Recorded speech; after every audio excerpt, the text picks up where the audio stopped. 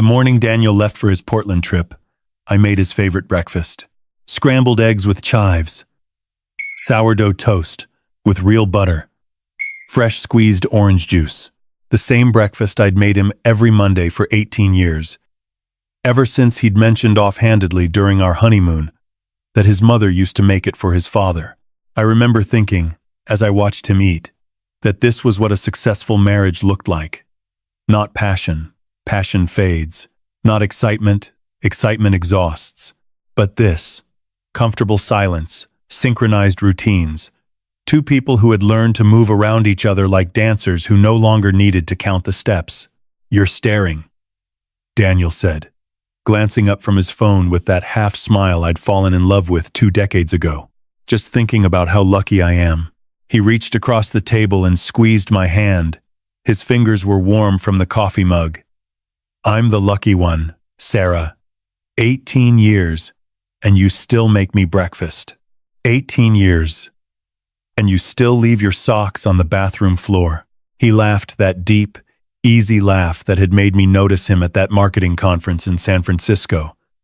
Back when I was 23 and believed that love was something that happened to you, rather than something you built brick by brick over years of compromise and forgiveness.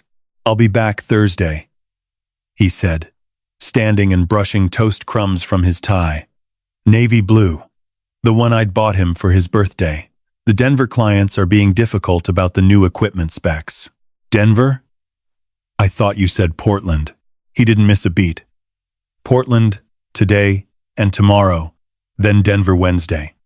I told you last week. Remember? The Henderson account?" I didn't remember. But then, I'd been distracted with the Morrison kitchen renovation, and Daniel's travel schedule had always been a blur of cities and clients and account names that blended together after nearly 2 decades. "Right," I said. "The Henderson account." He kissed my forehead, the same spot. Always. The same spot, grabbed his carry-on from the hallway, and was gone. I listened to his Mercedes pull out of the driveway, the familiar sound of the engine fading into the quiet suburban morning. The house felt different when Daniel traveled. Not empty, exactly. Emma and Lucas filled enough space with their teenage chaos, but time's stilled asterisk, like a snow globe after the shaking stops. I'd grown used to it over the years. Regional sales director for Meridian Medical Equipment meant 10 to 15 days on the road each month. When Emma was little, she used to cry at the door every time he left. Now she barely looked up from her phone to say goodbye. That's what time does. It files down the sharp edges of love until everything fits together smoothly, without friction, without feeling. I was loading the dishwasher when my phone buzzed. A text from my business partner, Megan. Asterisk, Morrison meeting. Pushed to 2 p.m. Lunch? Asterisk, I smiled. Megan had been my partner at Chen & Associates Interior Design for 12 years, and my best friend for even longer. She'd been the maid of honor at my wedding, had held my hand through 2 difficult pregnancies, and had drunk wine with me through every minor crisis of married life. Asterisk, absolutely, asterisk, I replied. Asterisk, that new Thai place? Asterisk, asterisk. You read my mind. Asterisk. I finished the dishes, wiped down the counters. Daniel was particular about the counters and headed upstairs to shower. The master bathroom still smelled faintly of his cologne, that woodsy scent he'd worn since our first date. I'd bought him the same bottle every Christmas for 18 years. He said it was tradition. I'd stopped noticing the smell a decade ago. The shower was too hot, the way I liked it when I was alone. Daniel preferred lukewarm. Another small compromise, filed away in the cabinet of marriage. Alongside, he controls the thermostat, and she picks the restaurants, and we alternate whose family we visit for Christmas. I was toweling off when I noticed it. Daniel's navy bathrobe, hanging on the back of the door. He must have forgotten to pack it. Crescent. Some important. I lifted it off the hook, intending to toss it in the hamper. He was particular about the hamper, too. Clothes sorted by color when something fell from the pocket. A receipt. I picked it up, not thinking much of it. Daniel was forever leaving receipts in his pockets. I'd found enough crumpled paper in the washing machine to wallpaper the guest bathroom. But this one was different. Asterisk. The Riverside Inn, Seattle, WA. Asterisk. Asterisk. Room 412. Asterisk. Asterisk. March 15 to 17. Asterisk. Asterisk guest. D. Chen. Asterisk. I stared at the paper for a long moment, water dripping from my hair onto the tile floor. March 15 to 17. Last week. Daniel had told me he was in Chicago last week. The pharmaceutical conference.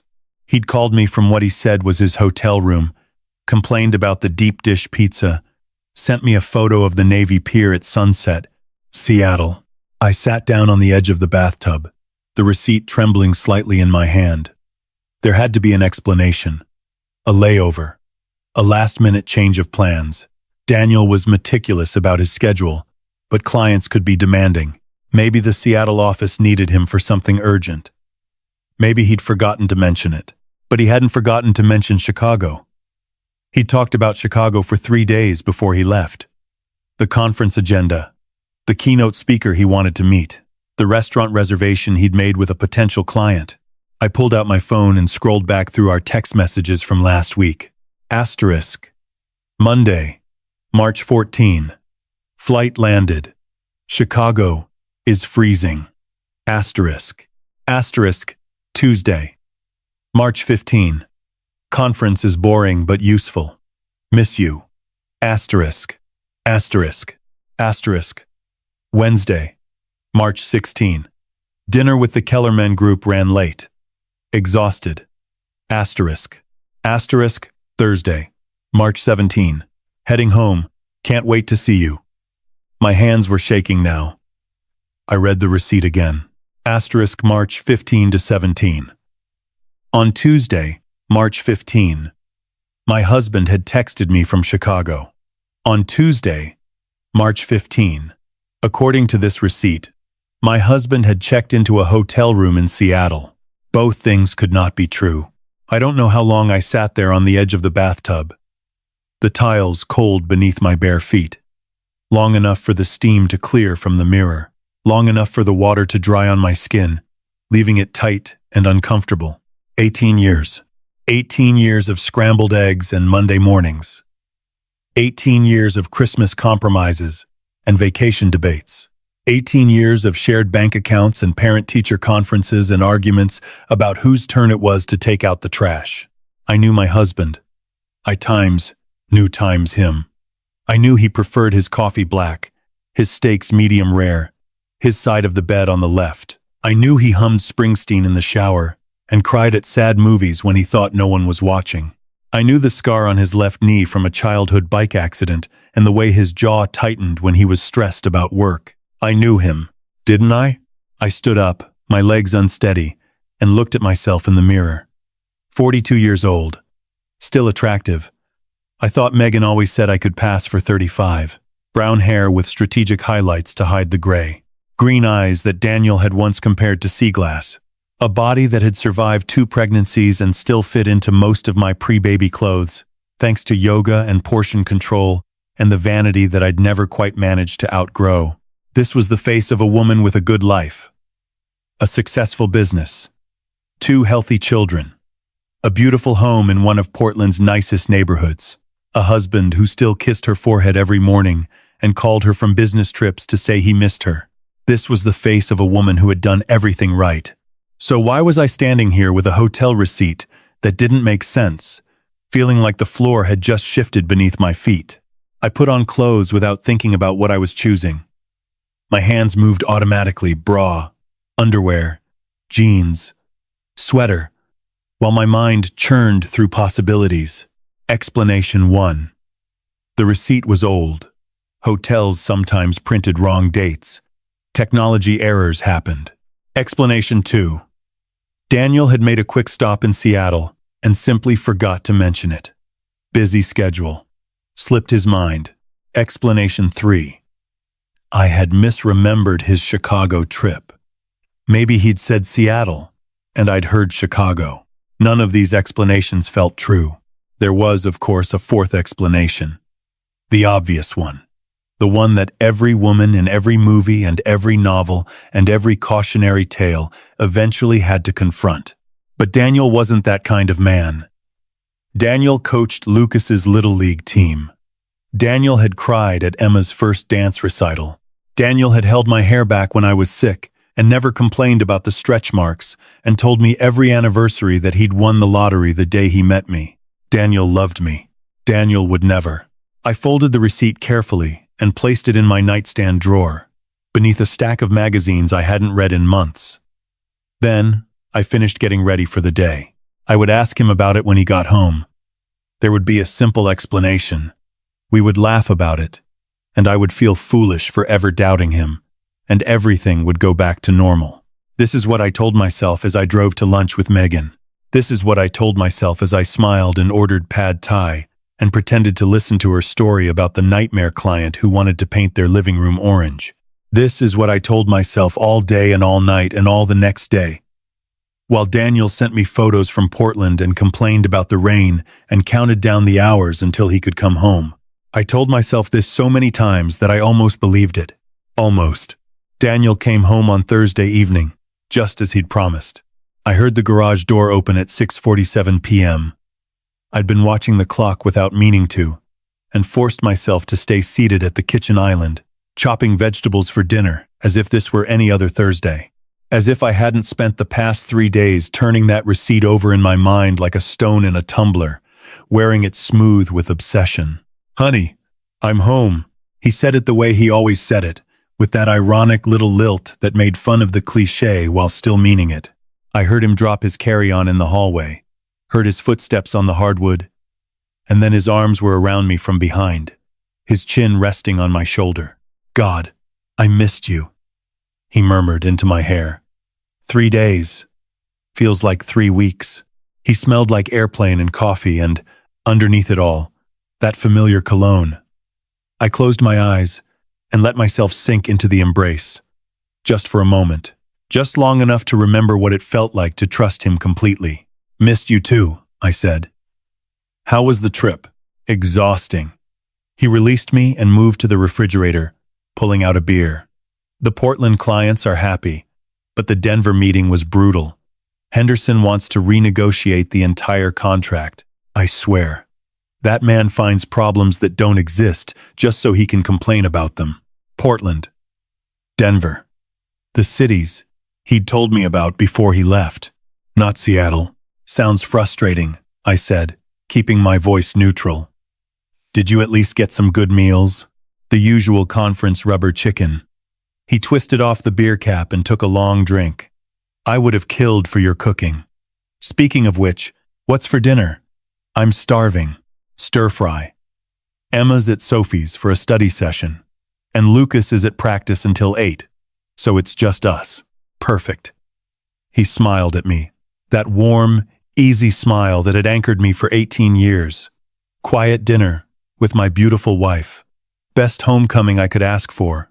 I smiled back, and it felt like wearing a mask, made of lead.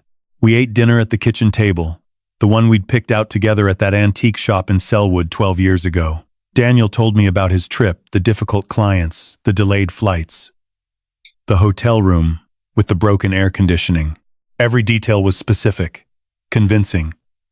The kind of details you remember when you've actually lived them, or the kind of details you fabricate when you're very, very good at lying. "You're quiet tonight," Daniel said, reaching across the table to touch my hand. Asterisk. Now asterisk, I thought. Asterisk. Ask him now. Asterisk. Just tired, I heard myself say. "The Morrison project is running me ragged. You work too hard." He squeezed my fingers. "We should take a vacation. Just the two of us. Maybe that beach resort in Maui we talked about?" "Maybe," I said. I didn't ask about Seattle. I told myself I was waiting for the right moment. I told myself I needed more information before I confronted him. I told myself that accusations without proof would only damage our marriage, and there was probably a perfectly reasonable explanation. But the truth was simpler and uglier. I was afraid. Afraid of what he might say. Afraid of what he might not say. Afraid that the answer would break something that couldn't be fixed. So I smiled and cleared the dishes and pretended everything was normal. And when Daniel reached for me in bed that night, I let him. And I stared at the ceiling in the darkness afterward and wondered who I had become. The next morning, Daniel left for the office at 7:30, same as always. I waited until I heard his car turn the corner, then went straight to our bedroom. I'm not proud of what I did next. Daniel's home office was adjacent to the master bedroom, a converted walk-in closet that he'd claimed when he started working from home 2 days a week. It was his space, organized with the same meticulous precision he applied to everything. Files alphabetized, pens arranged by color, computer cables bundled with Velcro ties. I'd never snooped before. In 18 years of marriage, I'd never felt the need. Daniel wasn't secretive, or so I'd thought. He left his phone on the kitchen counter, his email open on his laptop, his wallet on the dresser. The openness had always felt like proof of his honesty. Now I wondered if it was proof of something else. Confidence. The certainty that he was too careful to get caught. I started with his desk drawers. Credit card statements, our joint account. Nothing unusual. Bank records, tax documents, receipts for business expenses. Everything in order. Everything explainable. I moved to his filing cabinet. Client files. Old contracts. A folder of birthday cards the kids had made him over the years, which made my throat tighten unexpectedly. Nothing. I was about to give up when I noticed the laptop bag hanging on the back of his chair. Daniel always took his main laptop to work, but I knew he had an older one he used for personal things. Online shopping, fantasy football, the podcast he'd been talking about starting for years but never had. I unzipped the bag. The laptop was there, along with a charging cable and a pair of earbuds. And beneath them, in the interior pocket, was a phone. Not his iPhone, the one with the cracked screen protector and the photo of our family as the lock screen. This was different. A Samsung, black and sleek, with no case and no visible scratches. The kind of phone you buy when you don't want anyone to know you have it. My hands were trembling as I pressed the power button. The screen lit up. No passcode. The home screen was nearly empty, just the default apps, a web browser, and a messaging app I didn't recognize. I opened the messages. There was only one contact, saved simply as S. I scrolled through the conversation, my heart pounding so hard I could hear it in my ears. Asterisk, asterisk, S, asterisk, asterisk. Miss you already. The bed feels empty. Asterisk, asterisk, D. Asterisk, asterisk, I know. Only 2 more weeks until Denver. Asterisk, asterisk, S. Asterisk, asterisk. Can't wait. Emily keeps asking when Daddy's coming home. Other God. Asterisk, asterisk, D. Asterisk, asterisk. Tell her soon. Tell her Daddy loves her. Asterisk. Asterisk. S. Asterisk. Asterisk. I love you. Asterisk, asterisk, D. Asterisk, asterisk. Love you more. Always. I read the messages 3 times, trying to make them mean something other than what they obviously meant. Asterisk. Emily keeps asking when Daddy's coming home. Asterisk. Daddy. This wasn't an affair. Affairs were hotel rooms and secret lunches and lies about working late. This was something else. Something worse. This was a family. I scrolled further back, my vision blurring with tears I refused to let fall. Asterisk, asterisk. S. Asterisk. Asterisk. Luke's soccer game is Saturday. He scored 2 goals. Asterisk, asterisk, D. Asterisk, asterisk. That's my boy. Save me the video. Asterisk, asterisk, S. Asterisk, asterisk. Always. When will you be home? Asterisk, asterisk, D. Asterisk, asterisk, Tuesday, Wednesday, at the latest. Asterisk, asterisk, S, asterisk, asterisk. The house is so quiet without you. Asterisk, asterisk D. Asterisk, asterisk. I'll make it up to you. Promise. Luke, Emily. The names hit me like physical blows. My children were Emma and Lucas. His other children were Emily and Luke. I don't remember leaving Daniel's office. I don't remember walking downstairs, or sitting down at the kitchen island, or staring at the phone in my hands for what must have been an hour. I remember the thoughts, though. The thoughts came in waves, each one worse than the last. Asterisk. He has another family. Asterisk. Asterisk. He has another wife. Asterisk. Asterisk. Her name starts with S. Her daughter is Emily. Her son is Luke. Asterisk. Asterisk. He tells her he loves her. Asterisk. Asterisk. He calls himself Daddy. Asterisk. The parallels were too precise to be coincidence. My Emma, her Emily. My Lucas, her Luke. Even the genders matched: older daughter, younger son. What kind of man did this? What kind of man built two families like mirror images of each other, with matching children and matching names and matching lies? What kind of man had I married? I looked down at the phone again, at the conversation that had destroyed 18 years of certainty in a matter of minutes. The contact was saved as S, just the initial. Nothing more. But there was more information somewhere. There had to be. I opened the phone's web browser and checked the history. Asterisk Google Maps. 742. Maple Drive. Denver. CO. Asterisk. Asterisk. Zillow. 742. Maple Drive. Listing. Saved. Asterisk. Asterisk Denver Public Schools. Enrollment information. Asterisk. Asterisk Facebook. Sara Mitchell. Asterisk. Sara Mitchell. I typed the name into Facebook with fingers that felt like they belonged to someone else. The profile that appeared was public, or public enough. The profile picture showed a woman about my age, maybe a few years younger, with dark hair and a warm smile. She was pretty. Not stunning. Not glamorous. Just pretty. Normal. The kind of woman you'd see at a PTA meeting or a yoga class and never look at twice. The kind of woman who looked, I realized with a sickening lurch, a lot like me. I scrolled through her photos. A house with a wraparound porch and a manicured lawn, 742 Maple Drive, presumably. 2 children blowing out birthday candles. A girl with dark hair. A boy with Daniel's eyes. A family Christmas photo in matching pajamas. Sara, Emily, Luke, and a man whose face was carefully angled away from the camera in every single shot. But I didn't need to see his face. I knew those hands.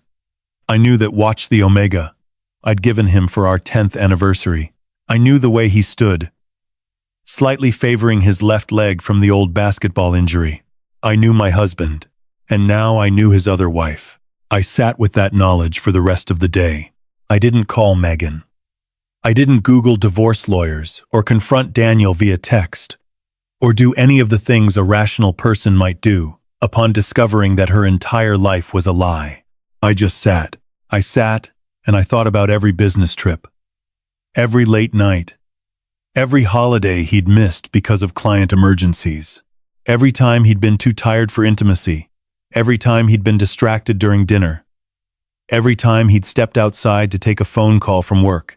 18 years. 15 days a month on the road. That was roughly 3,240 days, almost 9 years of days that I now had to question. 9 years of days when I thought my husband was selling medical equipment to hospitals, but he was actually living a second life with a second wife and second children in a second city. How had I not known? The question gnawed at me. I was observant, careful. I noticed when the barista at my coffee shop changed her hair color and when Megan was upset about something she didn't want to talk about. I'd built a successful business on my ability to read people, to understand what they wanted before they could articulate it themselves. But I hadn't seen this. I hadn't even suspected, which meant either I was blind or Daniel was very, very good at hiding. Or maybe both. The kids came home at their usual times. Emma at 4, Lucas at 5:30. I made dinner tacos, their favorite, and listened to them argue about whose turn it was to choose the movie for family night. I helped Lucas with his math homework and reminded Emma about her orthodontist appointment on Monday. Normal things. Mother things. Things I'd done 1,000 times before. While apparently sharing a husband with a woman in Denver. Daniel texted at 6 to say he'd be working late. Big presentation tomorrow. Don't wait up. I read the message and wondered if he was really at the office, or if he was somewhere else entirely on a plane to Denver. Maybe. Or in a hotel room, video calling the other children he'd somehow found time to raise. Asterisk. How does he do it? Asterisk. 1. Asterisk. The logistics alone seemed impossible. 2 mortgages. 2 sets of school schedules. 2 wives to buy anniversary gifts for. 2 families to buy Christmas presents for. 2 sets of in-laws to remember birthdays for. Unless Sara didn't have in-laws. Unless, like me, her parents were gone, her siblings distant, her family small enough to manage. Had he chosen us for that reason? Had he looked at me, 23 years old with dead parents and a sister who lived in Australia, and seen not a woman to love, but a situation to exploit? The thought made me want to vomit. That night, after the kids were in bed, I sat in the dark living room with Daniel's second phone in my hands. I had decisions to make. Confrontation, divorce, lawyers, logistics. But before any of that, I needed information. I needed to understand what I was dealing with. I needed to know if Sara Mitchell knew about me. And there was only one way to find out. I opened a new browser window and began to search. I became a detective in my own life. For the next 4 days, while Daniel went to work, and the kids went to school, and the world continued spinning as if nothing had changed, I excavated the ruins of my marriage with methodical precision. The second phone was a gold mine. I learned to navigate Daniel's schedule, real schedule, not the one he told me by cross-referencing his text messages to Sara with the calendar on his main phone. When he told me he was in Chicago, the messages showed Denver. When he claimed San Francisco, the texts revealed Seattle. A parallel geography of lies, layered so carefully over 18 years that I wondered if he kept a spreadsheet somewhere to track it all. Maybe he did. Daniel had always loved spreadsheets. The messages to Sara painted a portrait of a marriage that mirrored my own with uncanny precision. He called her sweetheart, the same endearment he used for me. He asked about her day, her work, her worries. He sent her photos of sunsets from hotel rooms and told her he couldn't wait to come home. Home. As if that word could belong to 2 places at once. I learned that Sara was an interior decorator so close to my own career that it felt like a deliberate choice. I learned that Emily was 16, same as Emma, and struggling with the same AP chemistry class. I learned that Luke played soccer, just like Lucas, and had recently made the traveling team. The parallels were endless. Nauseating. Intentional. Daniel hadn't stumbled into a second family. He had times designed. Times 1. On Tuesday, I told Megan I was taking a personal day. Everything okay? She asked, concern evident in her voice. You've seemed off all week, just dealing with some stuff, I said, which was technically true. I'll be back tomorrow. I drove to the airport instead. The flight to Denver was 2 hours and 14 minutes. I spent most of it staring out the window at clouds that looked like cotton batting, thinking about all the times Daniel had made this same journey. Had he looked out at these same clouds and thought about me, about Sara? Had he felt guilty? Or had the lies become so natural that he no longer noticed the weight of them? I landed at Denver International at 1:47 p.m. By 2:30, I was in a rental car, following GPS directions to 742 Maple Drive. The neighborhood was nice. Not wealthy, but comfortable, the kind of place where people mowed their lawns on weekends and waved to their neighbors and left their doors unlocked. It reminded me, with painful clarity, of our neighborhood in Portland. I parked across the street from number 742 and stared. The house was white with blue shutters, a wraparound porch, and a two-car garage. Flower boxes hung beneath the front windows, filled with pansies that were just beginning to bloom. A tire swing dangled from the oak tree in the front yard. It looked like a home. A real home, where real people lived real lives. A home that my husband had built with another woman. I don't know how long I sat there. Long enough to see a yellow school bus stop at the corner and discharge a cluster of children. Long enough to watch a boy, Luke, I assumed, with Daniel's sandy hair and lanky frame, jog up the driveway and disappear through the front door. Long enough to see Sara Mitchell emerge 20 minutes later, car keys in hand, and drive away in a silver Honda Accord. I could have followed her. I could have confronted her right there, in the parking lot of whatever grocery store or dry cleaner she was heading to, and shattered her world the way mine had been shattered. But I didn't. Instead, I sat in my rental car and watched her house, and I thought about the woman inside the photographs on Facebook, the woman who smiled at birthday parties and Christmas mornings, the woman who had no idea that her husband had another family, another wife, another set of children who looked just like hers. Sara Mitchell wasn't my enemy. She was my parallel, my mirror, my fellow victim, and sooner or later, I was going to have to tell her the truth. I flew home that night, arriving just before Daniel returned from work. "Long day?" he asked, kissing my forehead in that familiar spot. "You have no idea," I said. That night, I lay awake beside him and listened to him breathe. The same breath that had lulled me to sleep for 18 years. The same man, the same bed, the same life, except none of it was real anymore. I thought about Sara in Denver, lying in her own bed, listening to the same breathing on the nights when Daniel was with her. Did she notice when he was gone? Did she miss him the way I missed him when he traveled? Did she lie awake sometimes, wondering why the bed felt emptier than it should? I thought about the children. 4 children who called Daniel daddy. 4 children who thought they knew their father, who trusted him to show up at soccer games and dance recitals and parent-teacher conferences. 4 children who had no idea they were sharing him. How had he managed it? The logistics still baffled me.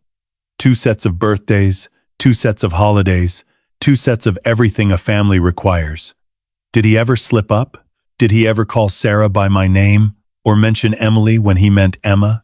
Maybe that was why the names were so similar. A failsafe against mistakes. The thought made me sick. Wednesday morning, I returned the second phone to Daniel's laptop bag, exactly where I'd found it. I couldn't risk him noticing it was missing. Not yet. Not until I understood the full scope of what I was dealing with, because something still didn't add up. The Seattle receipt. That was what had started all of this. A hotel receipt from a city that had nothing to do with Chicago or Denver. Daniel had been in Seattle on March 15 to 17, according to the Riverside Inn. But there were no messages to Sara from those dates. No mentions of Seattle in any of the texts I'd found. If he wasn't in Seattle for Sara, then why was he there? I started digging. Daniel's credit card statements, our joint account, showed nothing unusual for March. Business expenses, the usual restaurants and hotels, all in cities that matched his official travel schedule. But the joint account wasn't the only one. I remembered, suddenly, a conversation we'd had years ago about setting up a separate account for his business expenses. Cleaner for tax purposes, he'd said. I'd never seen statements for that account. I'd never thought to ask. Now I did. It took 3 days of careful searching while Daniel was at work, while the kids were at school, while I pretended everything was normal to find what I was looking for. A file buried in the back of Daniel's desk drawer, beneath old tax returns and outdated contracts. Bank statements for an account I'd never known existed. I sat on the floor of his office and flipped through the pages, my hands trembling. The withdrawals were substantial, regular. Every month, without fail, a transfer of $4,500 to an account I didn't recognize. Additional withdrawals of varying amounts, $200 here, $500 there, $1,200 on what looked like Christmas. 18 years of withdrawals, 18 years of money siphoned away to a life I knew nothing about. But that wasn't what made me stop breathing. What made me stop breathing was the entry from 5 years ago. A single withdrawal of $75,000, listed simply as SP. Not Sara, not S. I thought about Seattle, about the receipt that had started everything, about the city that didn't fit the pattern, that had no connection to Sarah Mitchell or 742 Maple Drive. I thought about the parallel names Emma and Emily, Lucas and Luke, and I wondered, for the first time, if the pattern went deeper than two families. I thought about the letters SP, and I felt something cold settle in my chest. What if there were three? The internet is a terrible and wonderful thing. I started with what I knew. Seattle, 5 years ago, $75,000. I searched for SP in Daniel's emails, in his files, in every corner of his digital life that I could access without him knowing. I found nothing. So, I tried a different approach. I searched for news articles about Daniel Chen, about David Chen, the name Sara knew him by, about variations and misspellings and any combination that might yield results. Nothing. Nothing. I searched for missing persons reports in Seattle, for unsolved cases, for anything that might explain why my husband had withdrawn $75,000 5 years ago and hidden the evidence. And then, on the third page of search results, I found it. Asterisk. Seattle woman, missing after domestic dispute. Asterisk. Asterisk. Seattle Times. The 18th of March, 2021. Asterisk. The article was brief, almost perfunctory. A woman named Susan Park, 38, had been reported missing by her neighbors after failing to show up for work for 3 consecutive days. Her daughter, age 8, had been found alone in the family home. The husband, described only as a traveling businessman, was being sought for questioning. No arrest had been made. No body had been found. The case, according to a follow-up article from 6 months later, remained unsolved. I stared at the screen for a long time. Susan Park, SP. A woman in Seattle. A daughter, age 8. A husband who traveled for business. A woman who had vanished 5 years ago and never been found. I clicked on the photograph accompanying the article, and the world tilted sideways. Susan Park had dark hair and a warm smile. She was pretty, not stunning, not glamorous, just pretty. The kind of woman you'd see at a PTA meeting and never look twice at. The kind of woman who looked, I realized with dawning horror, exactly like Sarah Mitchell, exactly like me. I couldn't sleep that night. Every time I closed my eyes, I saw Susan Park's face, her dark hair, her warm smile, the way she looked so much like me that we could have been sisters. I saw the words missing and domestic dispute and husband sought for questioning, and I felt the cold weight of understanding settle deeper into my bones. Daniel lay beside me, breathing softly, his hand resting on my hip the way it always did. The same hand that had held mine at our wedding. The same hand that had cradled our newborn children. The same hand that had, perhaps, done something unspeakable to a woman in Seattle 5 years ago. I slipped out of bed at 3 a.m. and went downstairs. The house was silent. Shadows pooling in corners. The refrigerator humming its familiar lullaby. I made tea I didn't drink and sat at the kitchen island with my laptop. The blue glow of the screen, the only light. Susan Park. I typed the name again, hoping for something I'd missed. The search results were sparse. The initial missing person report. A brief follow-up article 6 months later. A Facebook page that hadn't been updated in 5 years. Frozen in time like a digital grave. I clicked on the Facebook page. Susan's last post was dated the 14th of March, 2021, the day before she disappeared. Asterisk. Ella's first loose tooth. She's convinced the tooth fairy is going to bring her a puppy. Asterisk. Ella. The name hit me like a punch to the stomach. Emma, Emily, Ella. E-names. All of them. Daniel's daughters all had e-names. I scrolled back through Susan's page, my hands trembling on the trackpad.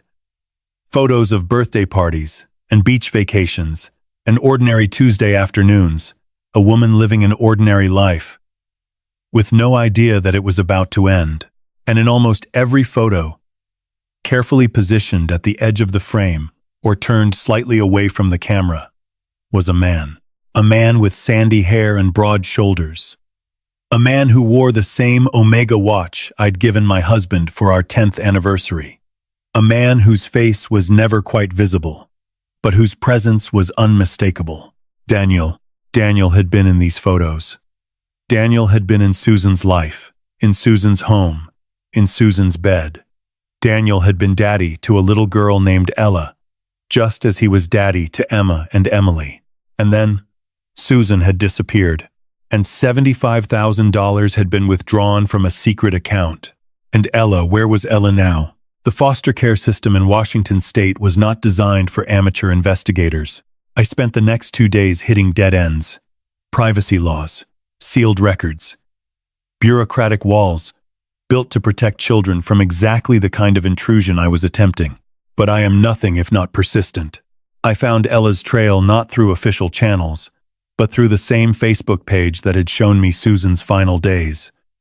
Friends of Susan's who had posted memorial messages, a GoFundMe campaign set up to help with Ella's care in the aftermath of her mother's disappearance, a comment from someone named Rachel Nguyen, thanking donors and promising to give Ella the stable home she deserves. Rachel Nguyen, Seattle address. A quick search revealed she was a licensed foster parent with a spotless record. I called in sick to work, something I'd done more in the past 2 weeks than in the previous 5 years combined, and booked another flight. Seattle was gray and drizzling, the kind of rain that doesn't fall so much as hang in the air like a permanent mist. I drove through neighborhoods I didn't know, following GPS directions to an address in a quiet suburb north of the city. Rachel Nguyen's house was modest but well-maintained, with a small front yard and a basketball hoop in the driveway. I parked across the street and sat there for 20 minutes, trying to figure out what I was going to say. Asterisk. Hi. I think my husband might have killed your foster daughter's mother. Can we chat? Asterisk. The absurdity of the situation wasn't lost on me. 2 weeks ago, I'd been a successful interior designer with a happy marriage and 2 beautiful children. Now I was stalking foster homes in Seattle, chasing ghosts and suspicions and a truth that grew darker with every discovery. I was still sitting there, paralyzed by indecision, when the front door opened. A girl emerged, 13 years old, maybe 14, with dark hair pulled back in a ponytail and a backpack slung over one shoulder. She walked down the driveway with the slightly slouched posture of all teenagers, earbuds trailing from her ears, eyes fixed on her phone. Ella.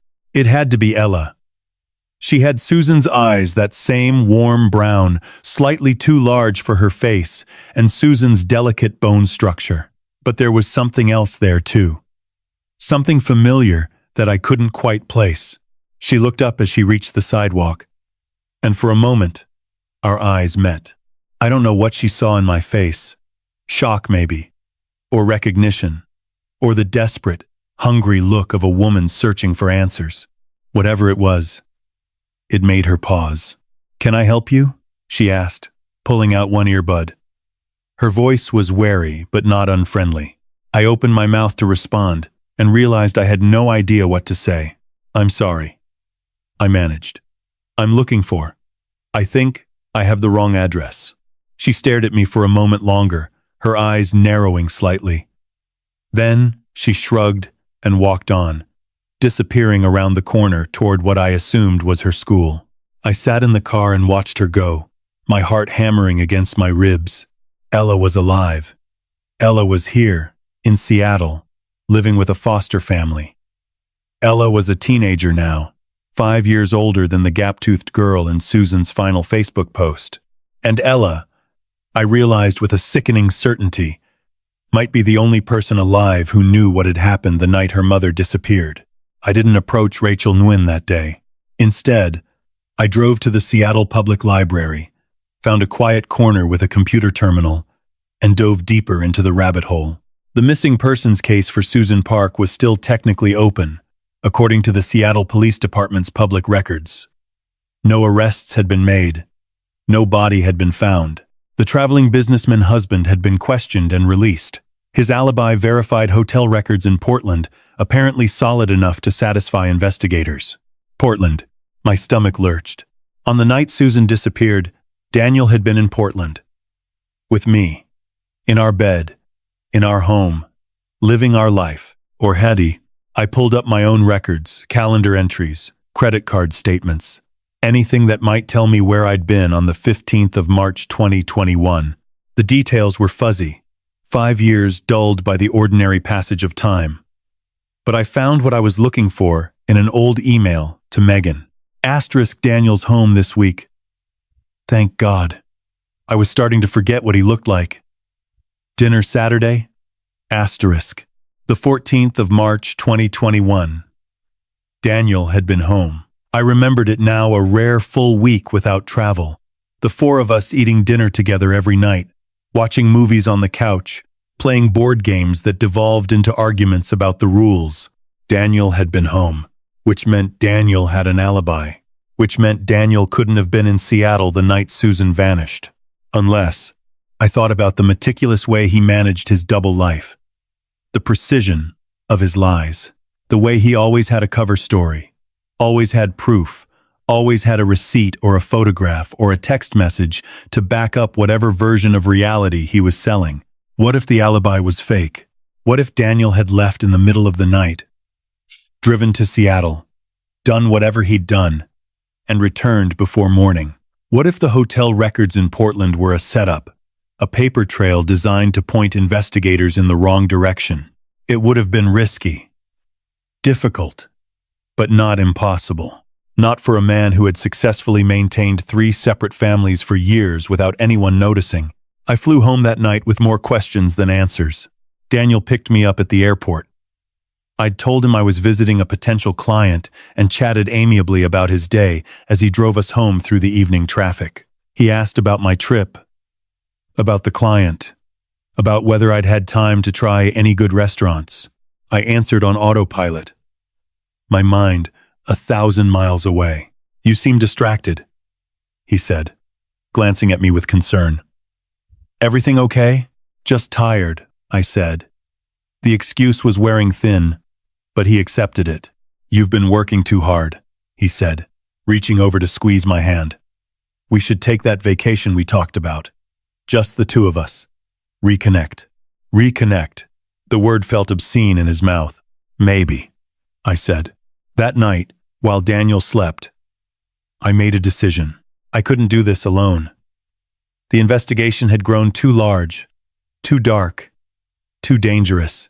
I needed help, someone I could trust, someone who would believe me, someone who had as much at stake as I did. I needed Sara Mitchell. Tomorrow, I would fly to Denver again. Tomorrow, I would knock on the door of 742 Maple Drive. Tomorrow, I would look my husband's other wife in the eye and tell her everything. And together, we would find out what really happened to Susan Park. The flight to Denver felt longer the second time. I sat in a window seat, watching the Rockies emerge from the clouds like giants waking from sleep, and rehearsed what I was going to say. Every version sounded wrong, too dramatic, too casual, too much like a woman who had lost her mind. Asterisk. Hi. Asterisk. We need to talk about Daniel. Asterisk. Asterisk. I think the man we married might be a murderer. Asterisk. None of it was right. None of it captured the insanity of what I was about to do. Knock on a stranger's door and shatter her world into a million pieces, the same way mine had been shattered 2 weeks ago. But I didn't have a choice. Not anymore. 742 Maple Drive looked different in the morning light. The pansies in the window boxes were bright purple and yellow, cheerful against the white siding. A sprinkler whispered across the lawn. 2 bicycles leaned against the garage door, a blue one and a pink one, sized for teenagers. Luke and Emily. Daniel's other children. My children's shadows. I parked across the street and sat there for 10 minutes, my hands gripping the steering wheel so tightly my knuckles turned white. A woman walked past with a golden retriever.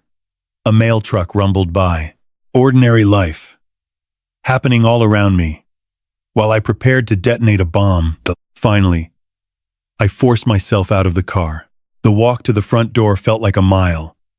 I climbed the porch steps, raised my hand to knock, and hesitated. Asterisk. You can still turn back asterisk. A voice whispered. Asterisk. You can still pretend you never found out. Asterisk. But I couldn't. I couldn't unknow what I knew. I couldn't unsee Susan Park's face, or Ella's eyes, or the messages that proved my entire marriage was a lie. I knocked. For a long moment, nothing happened. I heard footsteps inside, the murmur of a television, the ordinary sounds of a home in the middle of a Tuesday morning. Then the door opened, and I was face to face with Sara Mitchell for the first time. She was shorter than I'd expected, 5'4", maybe 5'5", with dark hair cut in a bob that framed her face. She wore yoga pants and an oversized sweater, the uniform of a woman working from home. A coffee mug in her hand, steam curling toward the ceiling. She looked like me, not identical. Not exactly, but close enough to be unnerving. The same dark hair, the same green eyes, the same general build and bone structure. If we stood side by side, people might assume we were sisters. Daniel had a type, and he had replicated it perfectly. Can I help you? Sara asked, her voice polite but wary. The voice of a woman who didn't recognize me but sensed that something was wrong. I opened my mouth, closed it, tried again. My name is Sara Chen, I said. I'm married to your husband. The silence lasted an eternity. Sara stared at me, her face cycling through confusion, disbelief, and something that might have been recognition. I don't, she started. What did you say? Your husband's name is David Chen, I said. My voice was steady, though I didn't know how. You've been married for 15 years. You have 2 children, Emily and Luke. He works as a regional sales director for Meridian Medical Equipment and travels 10 to 15 days a month. Her face went pale. How do you know that? Because I know him, I said. Except, I know him as Daniel. We've been married for 18 years. We have 2 children, Emma and Lucas. He tells me he's traveling to Denver when he's actually here, with you. The coffee mug slipped from Sara's fingers. It shattered on the porch, brown liquid spreading across the painted wood. But neither of us moved. We just stood there. 2 women staring at each other across a threshold, the wreckage of our lives pooling at our feet. This isn't. Sara's voice cracked. This can't be real. I wish it wasn't. You're lying. You have to be lying. David would never. I have proof. I pulled out my phone and opened the photo album I'd created. Screenshots of Daniel's text messages, photos from his second phone, bank statements showing the secret account, the Facebook images of Susan Park. Everything I'd gathered over 2 weeks of investigation. Organized chronologically, like evidence for a trial. I handed her the phone. Sara looked at it for a long moment, her hands shaking. Then, she started scrolling. I watched her face as she moved through the images. Confusion, giving way to recognition. Recognition, giving way to horror. Horror giving way to something I knew intimately, the shattering of everything you thought was true. Oh my God, she whispered. I'm sorry, I said. I'm so sorry. She looked up at me, tears streaming down her face. How long have you known? 2 weeks. I found a hotel receipt in his pocket.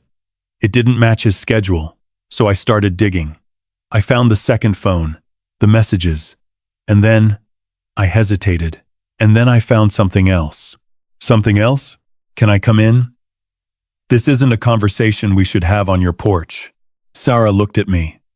Really looked at me for the first time, taking in my face, my clothes, the way I held myself, searching for lies, perhaps, or searching for herself, whatever she found. It was enough. Yes, she said, stepping back from the door. Come in. Sara's house was beautiful. Warm colors, comfortable furniture, family photographs covering every surface. It looked like a home. A real home. Full of real memories, and the resemblance to my own house was so striking that I had to pause in the doorway to catch my breath. You're an interior decorator, I said. It wasn't a question. Sara nodded, wiping her eyes with the back of her hand. How did you? I'm an interior designer. In Portland. She laughed, a broken sound, half sob and half disbelief. Of course you are. We sat in her living room, facing each other across a coffee table covered in design magazines and children's drawings. The television was still on in the corner. Some morning talk show chattering obliviously about celebrity gossip. Tell me everything, Sara said. From the beginning. So I did. I told her about the receipt and the second phone, about the messages that revealed her existence, about flying to Denver and seeing her house, her son, her life, about the parallel names and the parallel careers and the parallel families that Daniel had constructed with surgical precision. And then I told her about Susan Park. Sara's face went white when I showed her Susan's photograph. She looks like us, she whispered. I know. She looks exactly like us. I know. Sara stared at the image, her fingers hovering over the screen as if afraid to touch it. What happened to her? She disappeared, I said. 5 years ago. Her daughter came home from school and found the house empty. Susan's car was in the driveway. Her purse was on the kitchen counter, but she was gone. And David, Daniel, was married to her. For 8 years, from what I can tell, he had another daughter with her, Ella. She's in foster care now. Sara pressed her hand to her mouth. For a long moment, she didn't speak. When she finally lowered her hand, her voice was barely audible. You think he killed her? It wasn't a question. I don't know, I said honestly. He had an alibi, hotel records in Portland. My own testimony that he was home that week. But he's good at alibis. He's good at everything. Lying, planning, covering his tracks. I leaned forward, holding her gaze. Sara, I don't know what happened to Susan, but I know that Daniel had 3 families, 3 wives, 3 sets of children, and one of those wives is gone.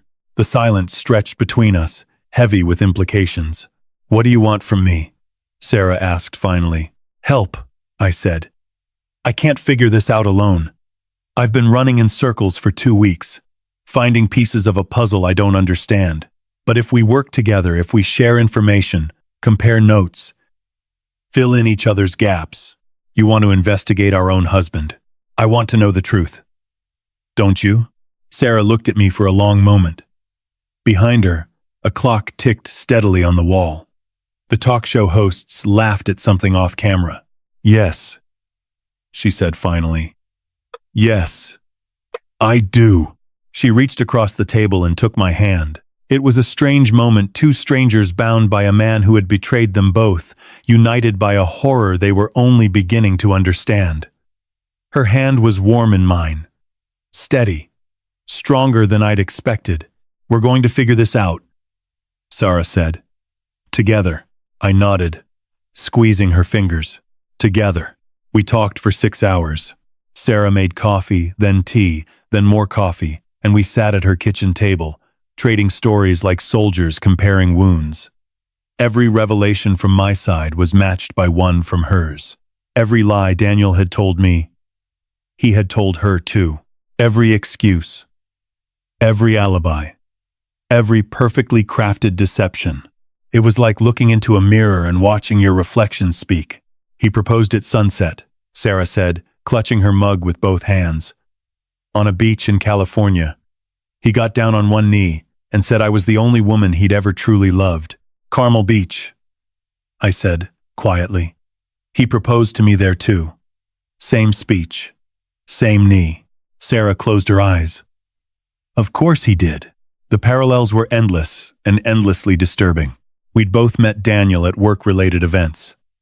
We'd both been swept off our feet by his charm, his attentiveness, his way of making you feel like you were the only woman in the world. We'd both had whirlwind courtships that led to elegant proposals, beautiful weddings, and what we believed were perfect marriages. He bought me a necklace for our first anniversary, I said. Sara pulled something from beneath her sweater. A diamond pendant, identical to the one sitting in my jewelry box at home. First anniversary, she said. We stared at each other across the table. He has a script, I said slowly. A template.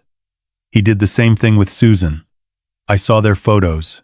Beach vacations, Christmas pajamas, birthday parties. All the same. All choreographed. But why? Sara's voice cracked.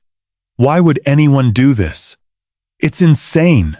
The logistics alone, the money, the time, the mental energy required to keep 3 separate lives running without anyone finding out. I've been asking myself the same question for 2 weeks. I shook my head. I don't have an answer. I don't know if there is an answer. Maybe he's just broken, wired differently. Maybe he needs the control, the challenge, the thrill of pulling it off. Or maybe, Sara said quietly, he's something worse. Neither of us spoke Susan's name. We didn't have to. At noon, Sara's phone buzzed. She glanced at the screen and her face went pale. It's him, David. He's asking what I'm doing today. I felt a chill run down my spine. What do you usually say? I don't know. Something normal. Working on a project. Running errands. She looked up at me, panic flickering in her eyes. What do I do? I can't talk to him like nothing's wrong. You have to, I said, hating the words even as I spoke them. If he suspects anything, he'll disappear. Or worse. We need time to figure out what happened to Susan before he knows we're onto him. Sara's hands were shaking. I reached across the table and steadied her phone. Breathe, I said. Just breathe. You've been performing for 15 years. You can perform for a few more days. She closed her eyes, took a deep breath, and typed. Asterisk. Working from home. Quiet day. Miss you. Asterisk. The response came almost immediately. Asterisk. Miss you more, sweetheart. Home Friday. Sara set the phone down like it was poisonous. Friday, she whispered. He's coming here Friday, which means he told me he's going to San Francisco on Friday. I pulled out my own phone and checked my messages. Sure enough, asterisk. Heading to SF Friday for the quarterly meeting. Back Sunday, asterisk. San Francisco. Denver. The same weekend. The same lie. The same husband living 2 lives at once. How does he do it? Sara asked. How does he keep track? I've been wondering the same thing. I hesitated, then pulled up the photos I'd taken of Daniel's hidden bank statements. I found a secret account. 18 years of withdrawals, regular payments that I assume went to you. And before that, to Susan. But there's something else. I showed her the $75,000 entry marked SP. Susan Park. Sara breathed. That's what I think. But I don't know what the money was for. Severance? Hush money? Something worse? Sara stared at the screen, her brow furrowed. 5 years ago. That's when. When Susan disappeared. Yes. Jesus. We sat in heavy silence. Outside, a dog barked. A car drove past. The ordinary world continued its ordinary business, oblivious to the darkness unfolding in Sara's kitchen. We need to find out what happened to her, Sara said finally. We need proof. I agree. But how? The police already investigated. They couldn't find anything. Sara looked at me, something new flickering in her eyes. Determination. Anger. The same fierce resolve I'd felt building in my own chest since the moment I'd found that receipt. The police didn't have what we have, she said. What do we have? Access. We're his wives, Sara. We know his passwords, his schedules, his habits. We know which credit cards he uses and which hotels he prefers and how he organizes his files. She leaned forward. We can get into places the police couldn't, find things they missed. She was right.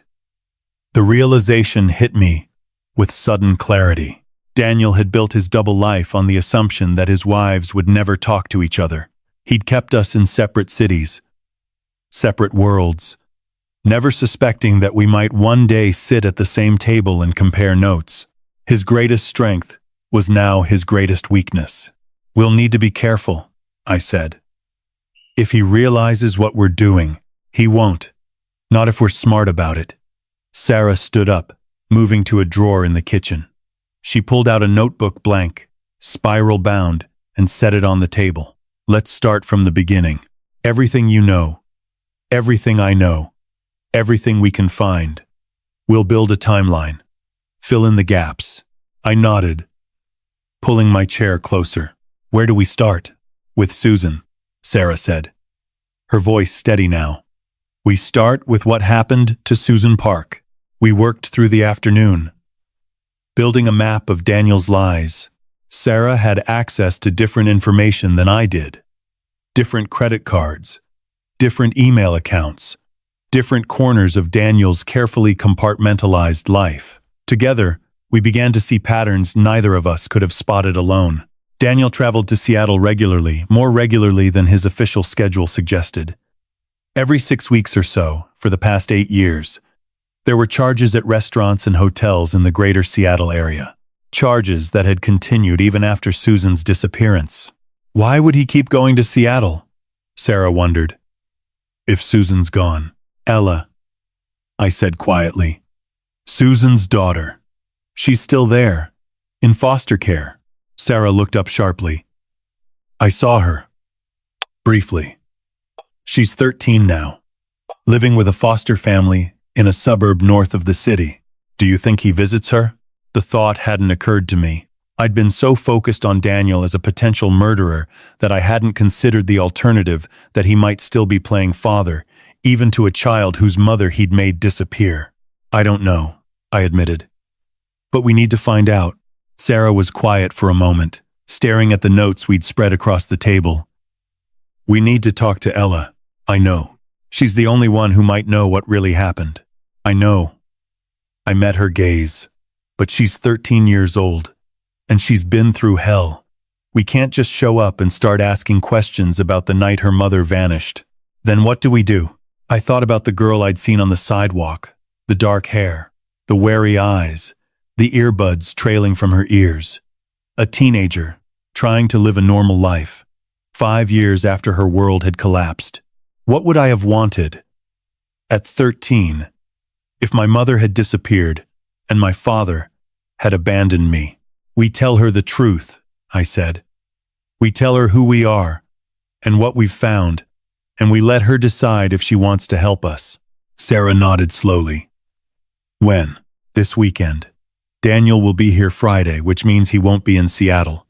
We can fly up Saturday, find Ella, and talk to her without worrying about running into him. And if she doesn't want to talk, then we respect that, I said firmly. She's a child, Sara. Whatever Daniel did, she's a victim too. We don't get to use her. Sara held my gaze for a long moment, then nodded. Okay, she said. Saturday, Seattle. She reached across the table and squeezed my hand. We're going to figure this out, Sara. Together. I squeezed back. Together. I flew home Wednesday evening, my head spinning with everything Sara and I had discovered.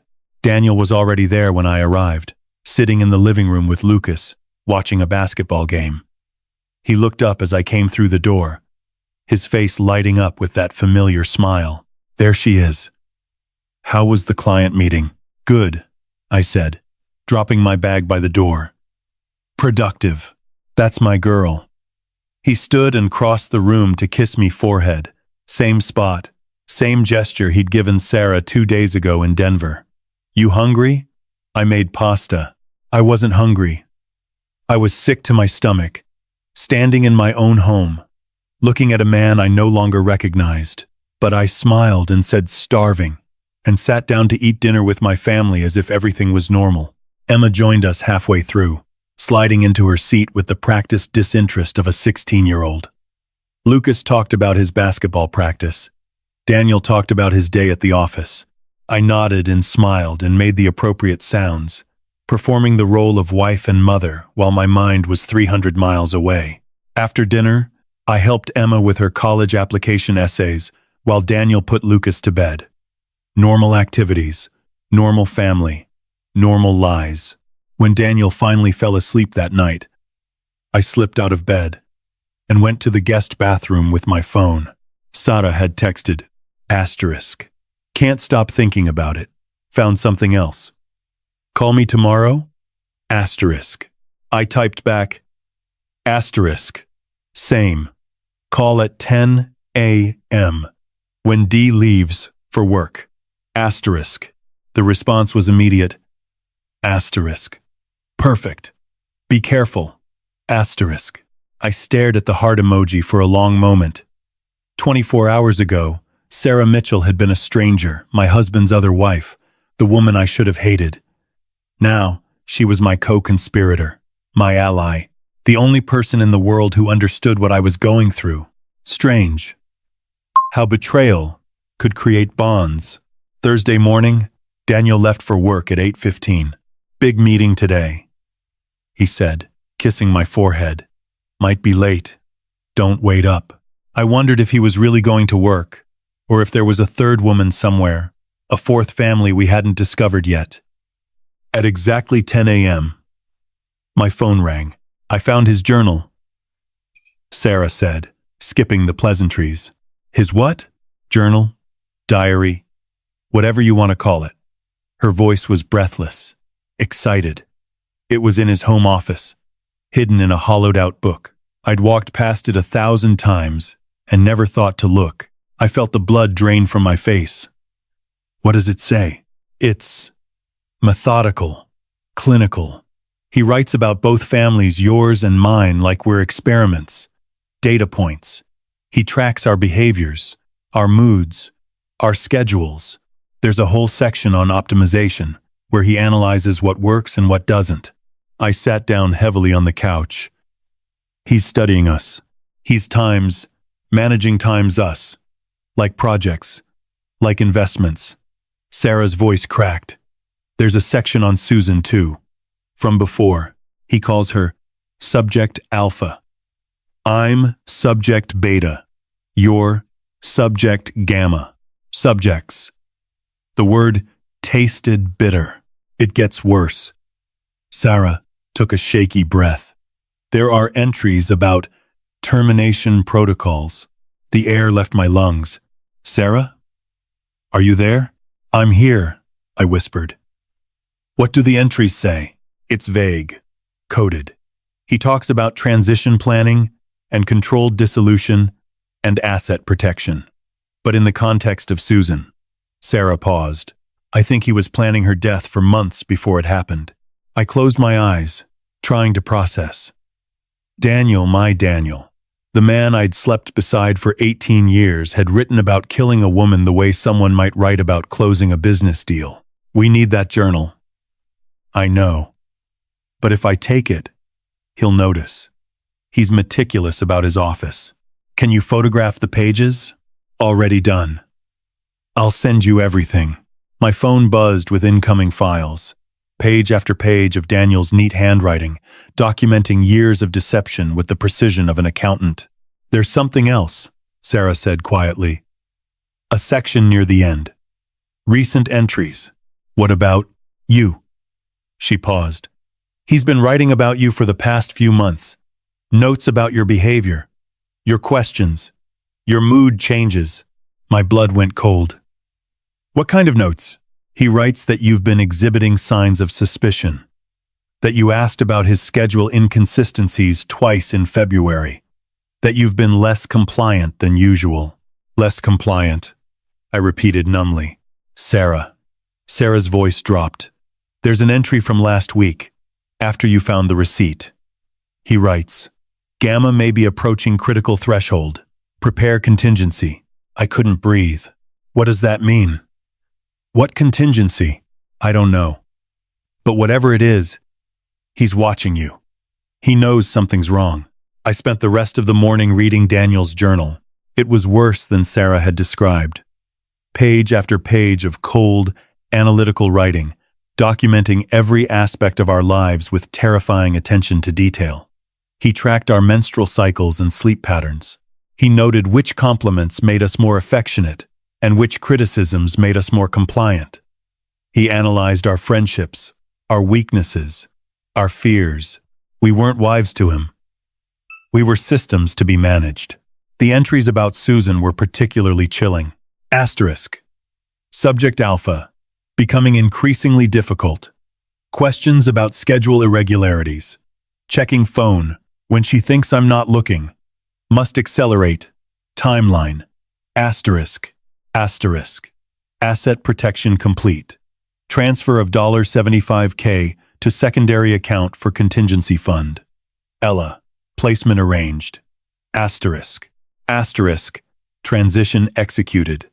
Police inquiry anticipated but manageable. Alibi. Documentation. In place. Asterisk. Transition executed.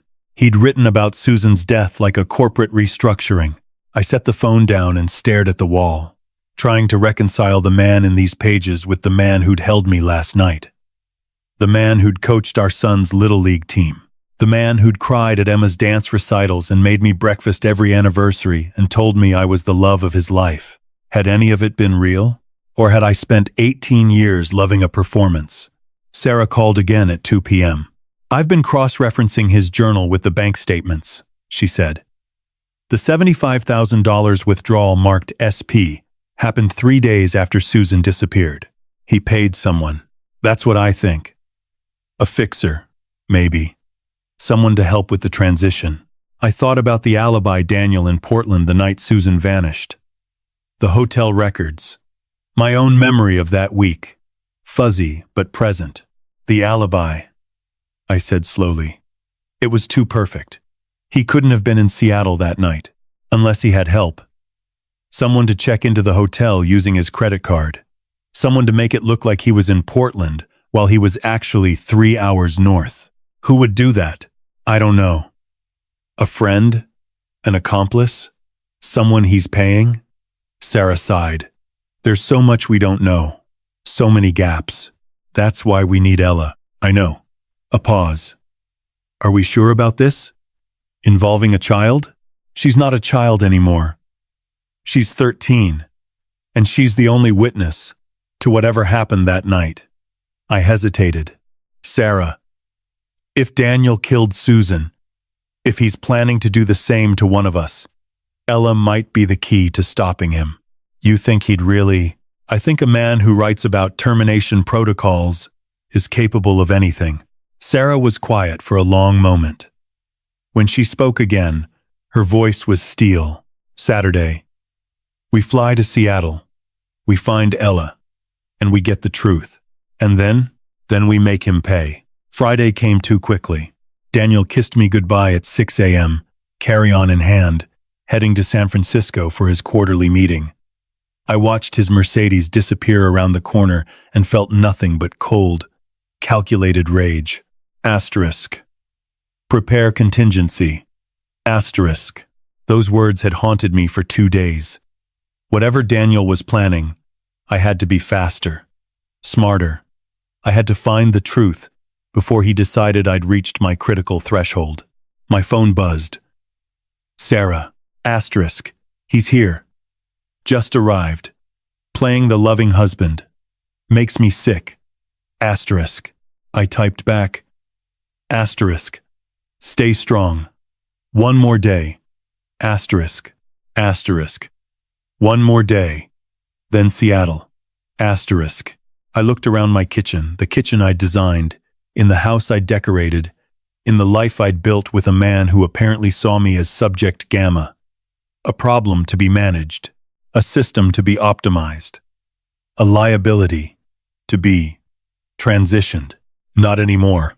Sara and I were done being subjects, done being managed, done being parallel wives in Daniel's twisted experiment. Starting tomorrow, we were investigators, hunters, and Daniel Chen was our prey. Sara and I met at SeaTac Airport on Saturday morning. She looked different than she had in Denver, harder, somehow, with dark circles under her eyes and a set to her jaw that spoke of sleepless nights and difficult decisions. I imagined I looked much the same. "How was Denver?" I asked as we walked toward the rental car counter. "Excruciating." She pulled out her phone and showed me a photo of Daniel in the kitchen of 742 Maple Drive, wearing an apron, flipping pancakes for Emily and Luke, the perfect father, the loving husband. He made breakfast for the kids yesterday, told them stories about his San Francisco trip. Luke asked if he brought back souvenirs. Did he? Cable car magnets. He always brings back souvenirs from wherever he claims to be. Sarah's voice was bitter. I used to think it was sweet. I understood. My own refrigerator was covered in magnets from cities Daniel had supposedly visited: Chicago, Phoenix, Dallas, Seattle. Evidence of trips that had probably never happened. Artifacts of lies I'd accepted without question. We rented a car and drove north, toward the suburb where Ella lived with her foster family. The rain had stopped, leaving the world gray and damp, trees dripping onto the windshield like tears. "I've been thinking about the pattern," Sara said, as I navigated the unfamiliar streets. "What pattern?" "All of it. The matching names, the matching careers, the matching everything." She turned to look at me. "It's too deliberate to be coincidence. Too systematic. He chose us for specific reasons. His type. More than that." Sara pulled out her phone, swiping through the photos of Daniel's journal. "Look at this entry. From 12 years ago. Before I met him." She showed me the screen. Asterisk. Subject. Selection criteria. Refined. Optimal candidate profile. Age 25 to 30. Dark hair. Green eyes. Creative profession. Limited family connections. Independent but emotionally accessible. Prior relationship failures preferred. Creates bonding opportunity through contrast with stability offered. Asterisk.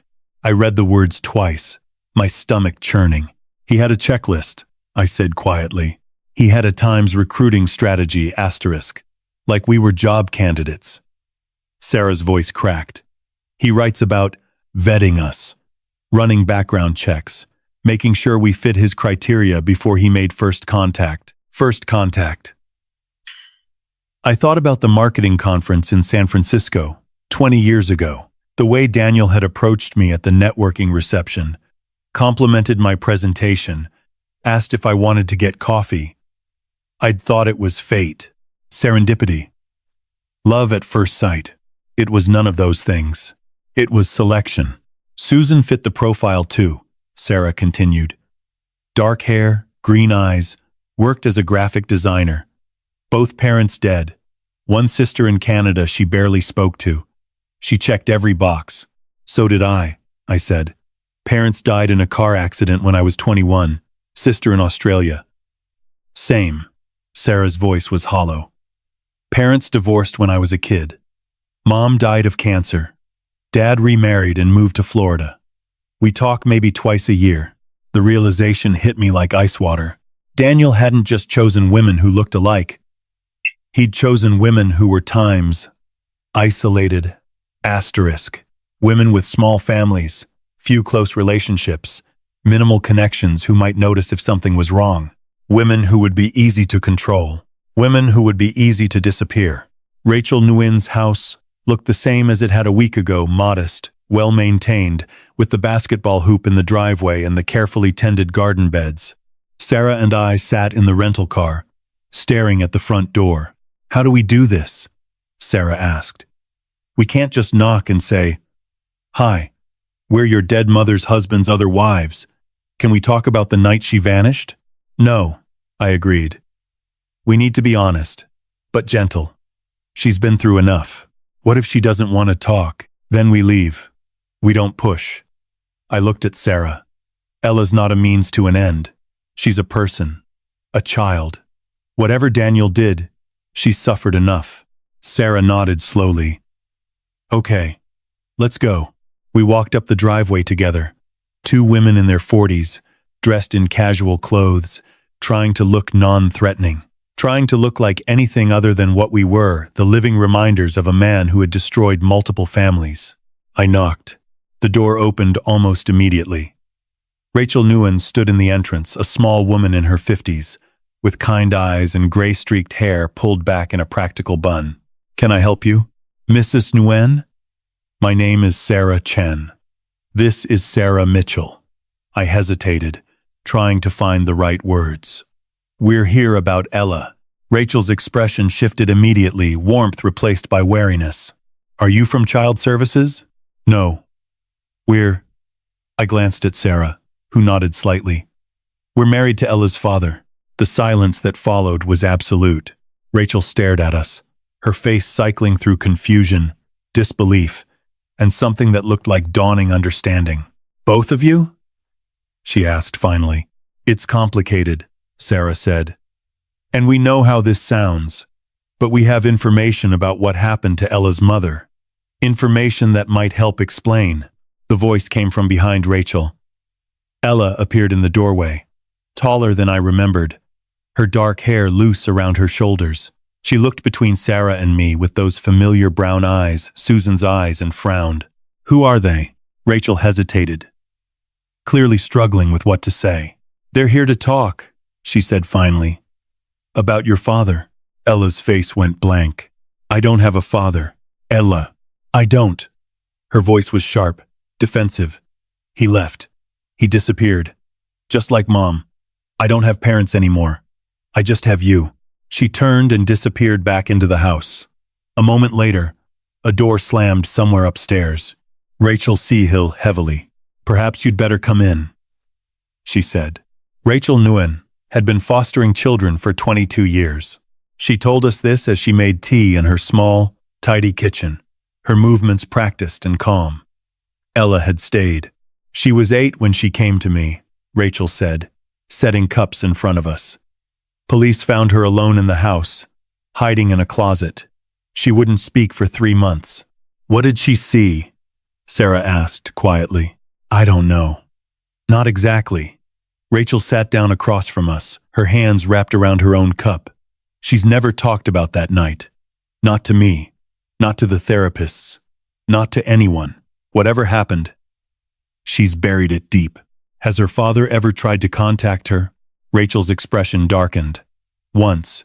About a year after Susan disappeared, he showed up at the school, tried to take her home. Said he was back. Said he wanted to be a family again.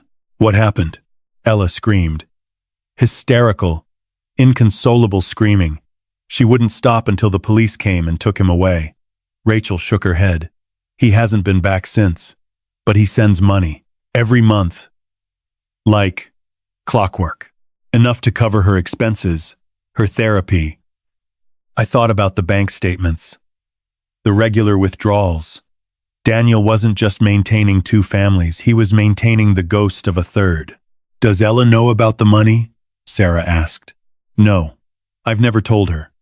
As far as she's concerned, her father vanished and never looked back. Rachel looked at us, her eyes sharp. Now, you said you have information about what happened to Susan. Sara and I exchanged glances. We believe Daniel Ella's father may have been involved in Susan's disappearance, I said carefully. We've found evidence that suggests he was planning something for months before it happened. Evidence? I pulled out my phone and showed her the journal entries. Rachel read them in silence, her face growing paler with each page. My God, she whispered. We need to know what Ella saw that night, Sara said. We know it's a lot to ask. We know she's been through trauma. But if Daniel killed Susan, if he's planning to do the same thing to one of us, he has other families? 2 that we know of, I said. Possibly more. Rachel set down the phone, her hands trembling slightly. Ella won't talk about it. I've tried. The therapists have tried. Whatever she saw, whatever she knows, it's locked away somewhere she can't access. Or won't access. Sara said quietly. Maybe. Rachel looked toward the stairs, toward the closed door where Ella had retreated. But if anyone can reach her, it might be you. Us? Why? Because you're his victims too. Rachel met my eyes, her gaze steady. Ella spent 5 years thinking she was alone, thinking no one would believe her, even if she could remember, thinking her father got away with everything because no one cared enough to dig for the truth. She stood up, moving toward the stairs. Let me talk to her. Give me an hour. If she's willing to see you, truly willing, I'll bring her down. And if she's not, Rachel paused at the bottom of the stairs. Then you leave her in peace. And you find another way to stop him. The hour stretched into eternity. Sara and I sat in Rachel's living room, surrounded by photographs of foster children who had passed through this house over the years. Smiling faces, graduation photos, birthday parties, evidence of lives rebuilt, of second chances given. I wondered if Ella would ever smile like that again. What if she doesn't want to talk? Sara whispered.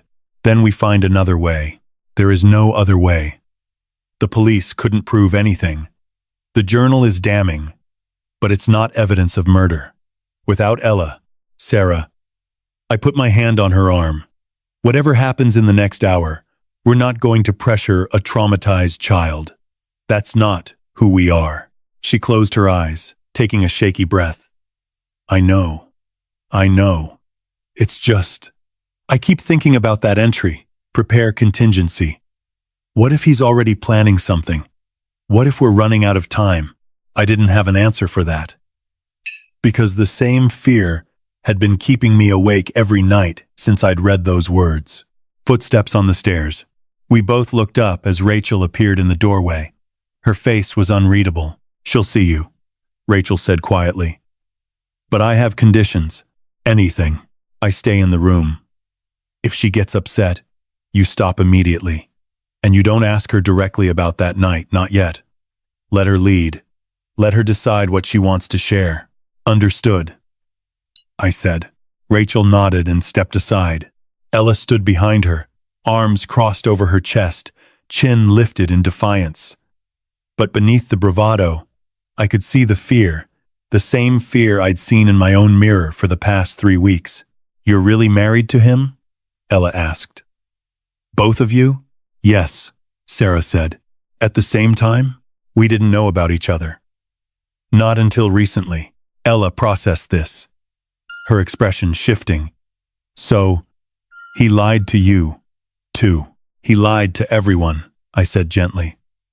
That's why we're here. We're trying to understand who he really is. Ella was quiet for a long moment. Then she walked past Rachel and sat down on the couch across from us, pulling her knees up to her chest. What do you want to know? We started slowly, carefully, like surgeons working around a wound. Ella told us about her childhood, the good parts, the parts before everything fell apart. Beach trips to the Oregon coast, birthday parties with homemade cakes. A father who read her bedtime stories and called her his little star. He was different back then, she said quietly. Or maybe I just didn't see it. Kids don't see things, do they? They just trust. What changed? Sara asked. Mom started asking questions. About his job, his schedule, where he went when he traveled. Ella picked at a thread on her sleeve. They started fighting. Quiet fights.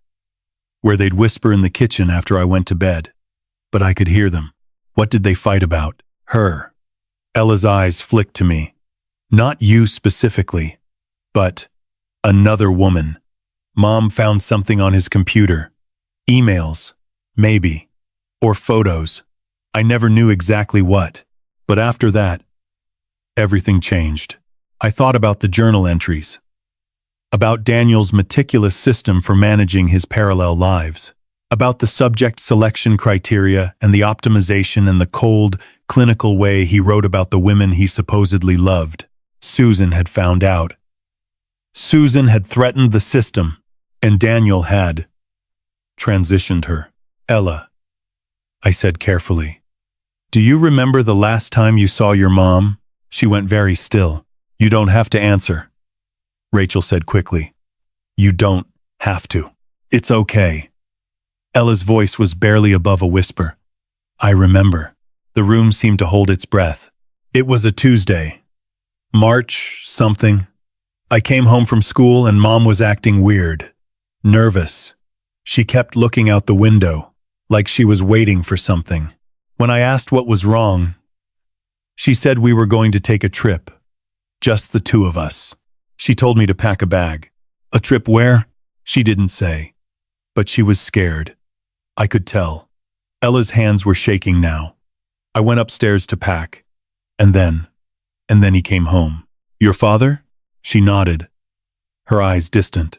I heard the car in the driveway. Mom started talking really fast, saying something about how she was taking me to visit Grandma, how it was just for the weekend. But he didn't believe her. I could hear it in his voice. That cold voice he got when he was really angry. What happened next? They told me to go to my room. Mom said it really loud, like she wanted to make sure I heard. Go to your room, Ella. Close the door. A tear slid down Ella's cheek. So I did. Sara reached for my hand. I squeezed back. Hard. I sat on my bed and listened. They were arguing downstairs. Mom was crying. She kept saying, I know what you did. I know about the others. Others. Susan had known about the other families. Then it got quiet. Ella continued. Really quiet. And then I heard a sound. What kind of sound? Ella's face crumpled. A thud. Like something falling. And then nothing. For a long time, nothing. Rachel moved to sit beside her, putting an arm around her shoulders. Ella leaned into the embrace, trembling. I stayed in my room, she whispered. I stayed there all night. I was too scared to come out. And then in the morning, when I finally opened the door, she was gone. The house was empty, and he was gone too. You never saw him leave? No. I hid in my closet when I heard footsteps upstairs. I thought he was going to. She couldn't finish the sentence. She didn't have to. I understood now why Ella had screamed when Daniel came to the school. Why she'd hidden for 5 years. Locked in silence. Unable to speak about what had happened. She'd spent that whole night hiding in her closet, listening to the silence, wondering if her father was coming to do to her what he'd done to her mother. We sat with Ella for another hour, talking about smaller things, safer things. She told us about her life with Rachel's school, friends, the art class she loved. She showed us drawings she'd made, beautiful and haunting, full of shadows and hidden figures. She asked about Emma and Lucas, Emily and Luke, her half-siblings she'd never met. Do they know about me? She asked. Not yet, I admitted. We're still figuring out how to handle all of this. Will you tell them? I thought about Emma. 16 years old.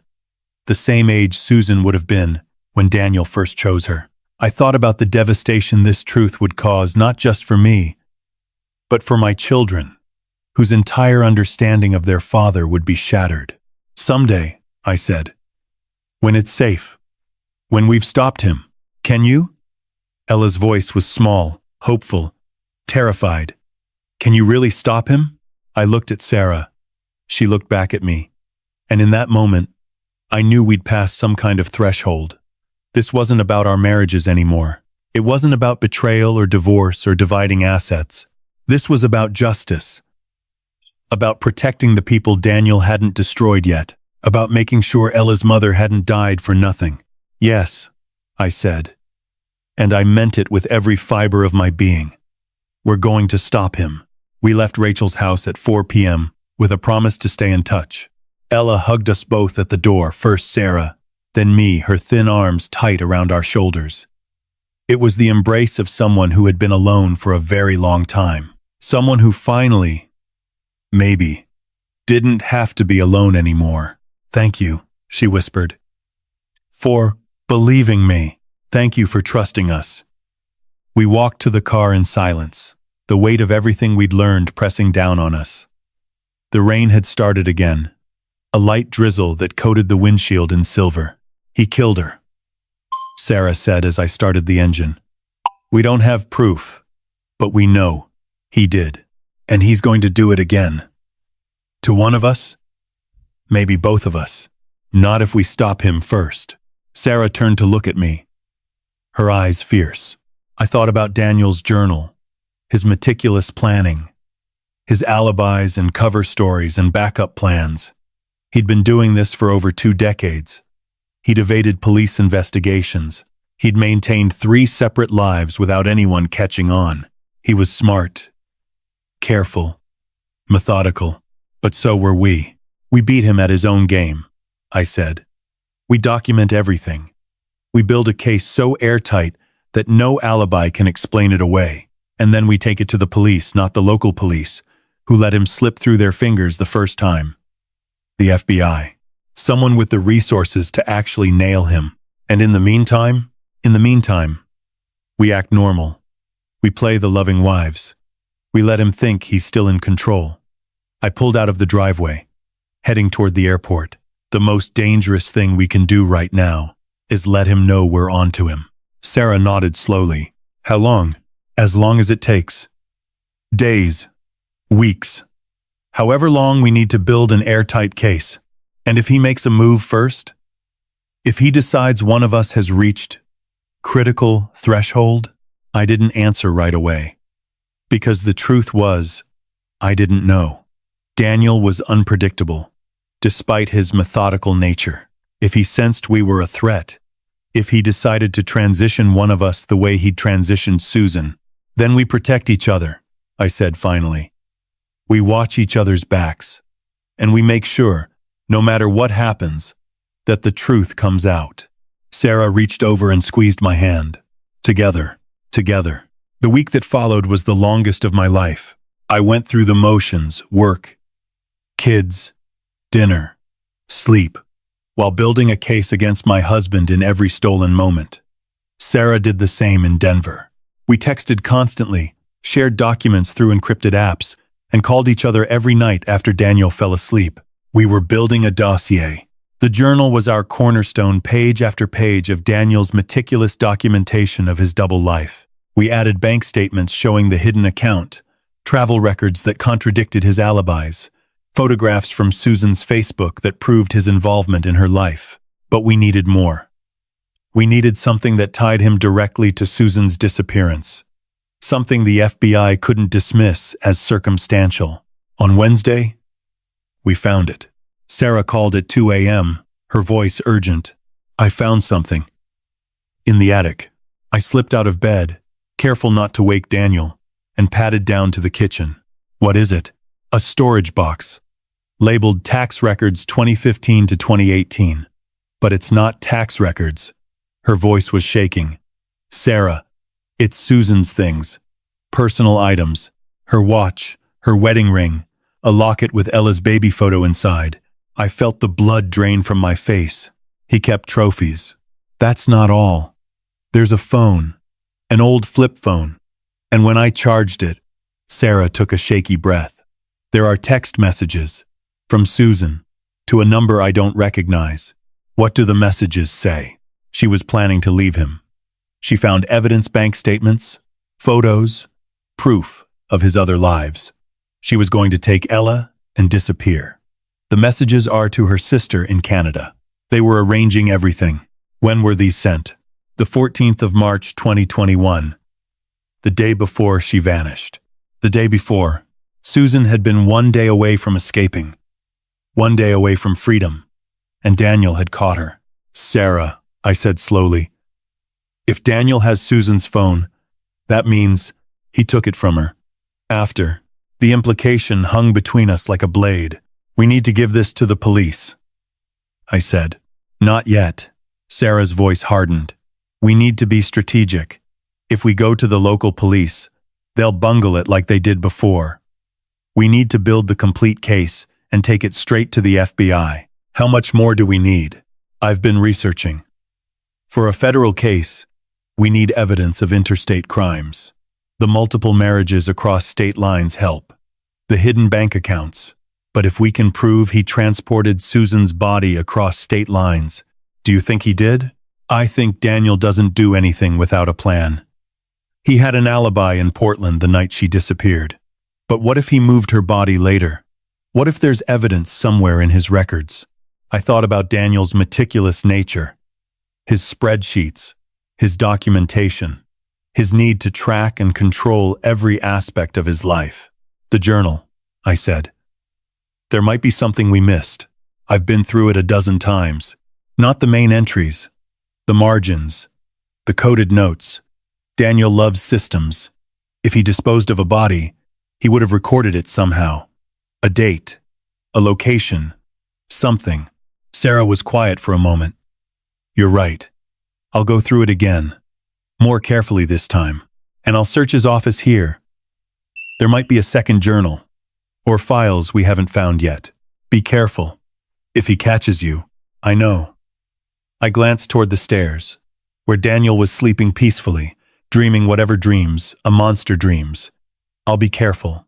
Thursday afternoon, I found the folder. It was hidden in the back of Daniel's filing cabinet, behind a stack of old insurance documents. A plain manila folder, unlabeled, sealed with packing tape that had yellowed with age. My hands trembled as I opened it.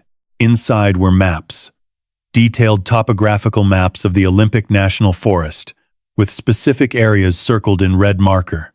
Notes in Daniel's handwriting. Remote. No trails. Limited cell service. Coordinates. Written in the corner of one map. 47.86, 2. 1 degrees north. 123.43, 07 degrees west. And a receipt from a hardware store, dated the 18th of March 2021, 3 days after Susan disappeared. Items purchased. Shovel, tarp, lime, heavy-duty garbage bags. I sat on the floor of Daniel's office, staring at the evidence in my hands, and felt the last shred of doubt evaporate. This wasn't circumstantial. This was proof. Daniel had buried Susan Park in the Olympic National Forest, and he'd kept the evidence, like he kept everything else organized, documented, filed away for future reference. I called Sara immediately. I found it, I said, my voice shaking. Coordinates, maps. Sara was silent for a long moment.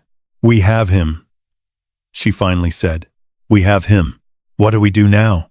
I thought about Ella, hiding in her closet, listening to the silence. I thought about my own children, who had no idea their father was a murderer. We go to the FBI, I said. Today. Right now. Before he has a chance to destroy any evidence. What about the kids? What about Sara? He has prepare contingency, written in his journal about me. Every day we wait is a day he might decide to act. We can't afford to be careful anymore. We have to move. Another long pause. You're right, Sara said. I'll book a flight. We'll meet in Portland and go to the FBI field office together. How soon can you get here? I can be on a plane in 3 hours. Do it. And Sara, bring everything. The journal, the phone, Susan's belongings. All of it. I will. She hesitated. Sara, after we do this, there's no going back. Our lives, our families, everything changes. I know. Are you ready for that? I looked around Daniel's office, the meticulous files, the organized drawers, the carefully constructed facade of a normal life. I thought about 18 years of mornings, 18 years of I love you, 18 years of lies. Yes, I said. I'm ready. Sara arrived in Portland at 9 p.m. I picked her up from the airport, and we drove to a hotel near the FBI field office. Neither of us wanted to spend another night under Daniel's roof. We spread everything out on the hotel bed, the journal, the maps, the receipts, Susan's phone. 2 years of evidence, compiled by 2 women who had been deceived by the same man. It's enough, Sara said, surveying the collection. It has to be enough.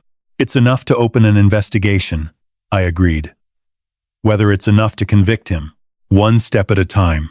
We sat together in silence, staring at the evidence of our husband's crimes. What happens to the kids? Sara asked quietly. After this, I'd been trying not to think about it. Emma and Lucas. Emily and Luke. 4 children whose lives were about to be destroyed by the truth about their father. We tell them together, I said. You and me. We explain that their father did terrible things, but that none of it is their fault. And we make sure they know they still have mothers who love them. And Ella gets justice. Finally, Sara nodded slowly. Then she reached over and took my hand. Thank you, she said. For what? For finding me. For not giving up. For being brave enough to dig for the truth. She squeezed my fingers. I spent 15 years thinking I had a good marriage. I was ready to spend 15 more in that lie. If you hadn't found that receipt, you would have found something eventually. Daniel's system was breaking down. He was getting careless. Maybe. Sara smiled sadly. Or maybe I would have ended up like Susan. The words hung between us, heavy with possibility. I thought about the journal entry. Prepare contingency. Had Daniel been planning my transition? Had Sara been next? We would never know. And maybe that was for the best. Tomorrow, I said. We end this. Sara nodded. Tomorrow. The FBI field office in Portland was a nondescript building on the edge of downtown, all gray concrete and tinted windows. Sara and I arrived at 8:30 a.m., clutching a box full of evidence and the remnants of our shattered lives. The receptionist looked at us with polite skepticism when we explained why we were there. You want to report a murder? A murder. Bigamy. Fraud. And possibly more, I said. We have evidence. She made a phone call. 20 minutes later, we were escorted to a conference room on the 3rd floor and introduced to Special Agent Margaret Torres, a woman in her 50s, with silver-streaked hair and eyes that had seen every kind of human darkness. Start from the beginning, she said, clicking her pen. So we did. It took 3 hours to tell our story. Torres listened without interrupting, taking notes in a small spiral notebook. Occasionally, she asked, clarifying questions, dates, names, locations. But mostly, she just let us talk. We showed her everything. The journal, with its clinical entries and termination protocols, the bank statements, the maps with their damning coordinates, the receipt for shovels and lime, Susan's phone, with its desperate escape plans. When we finished, Torres sat back in her chair and studied us for a long moment. This is... She shook her head slowly. This is extraordinary. Is it enough? Sara asked. To open an investigation? Absolutely. Torres flipped through her notes. The evidence of bigamy is clear-cut. The financial fraud across state lines gives us federal jurisdiction. As for the murder, we have coordinates, I said. If Susan's body is there, if. That's the operative word. Torres set down her pen. But given everything you've shown me, I'm prepared to authorize a search team. We'll need to coordinate with local authorities in Washington state. How long will that take? A few days to get the paperwork in order. Maybe a week. A week. 7 more days of pretending everything was normal. 7 more days of sleeping beside a man who might be planning my death. What do we do in the meantime? Sara asked. Torres leaned forward, her expression serious. You go home. You act normal. You do not, I repeat, do not confront your husband or give any indication that you've been to see us. Men like this, when they feel cornered, they become unpredictable, dangerous. We know, I said, quietly. Do you have somewhere safe you can go? Family? Friends? I thought about Megan. About my empty childhood home in Seattle. About all the people I could have turned to. If Daniel hadn't spent 18 years slowly isolating me from everyone who might have noticed something was wrong. We'll figure something out, Sara said. Torres nodded, then reached into her desk and pulled out 2 business cards. My direct line. Call me if anything changes. If he acts suspicious, if you feel threatened, If anything at all seems off, you call me immediately. Understood? Understood. We stood to leave. At the door, I paused. Agent Torres. There's one more thing. Susan Park had a daughter, Ella. She's 13 now, living with a foster family in Seattle. I met Torres's eyes. She's the one who first told us what happened that night. She's been carrying this for 5 years, alone. Torres's expression softened slightly. I'll make sure she's notified when we have news.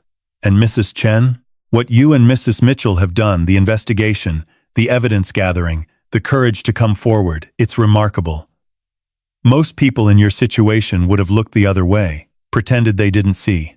I thought about Ella in her closet, listening to the silence.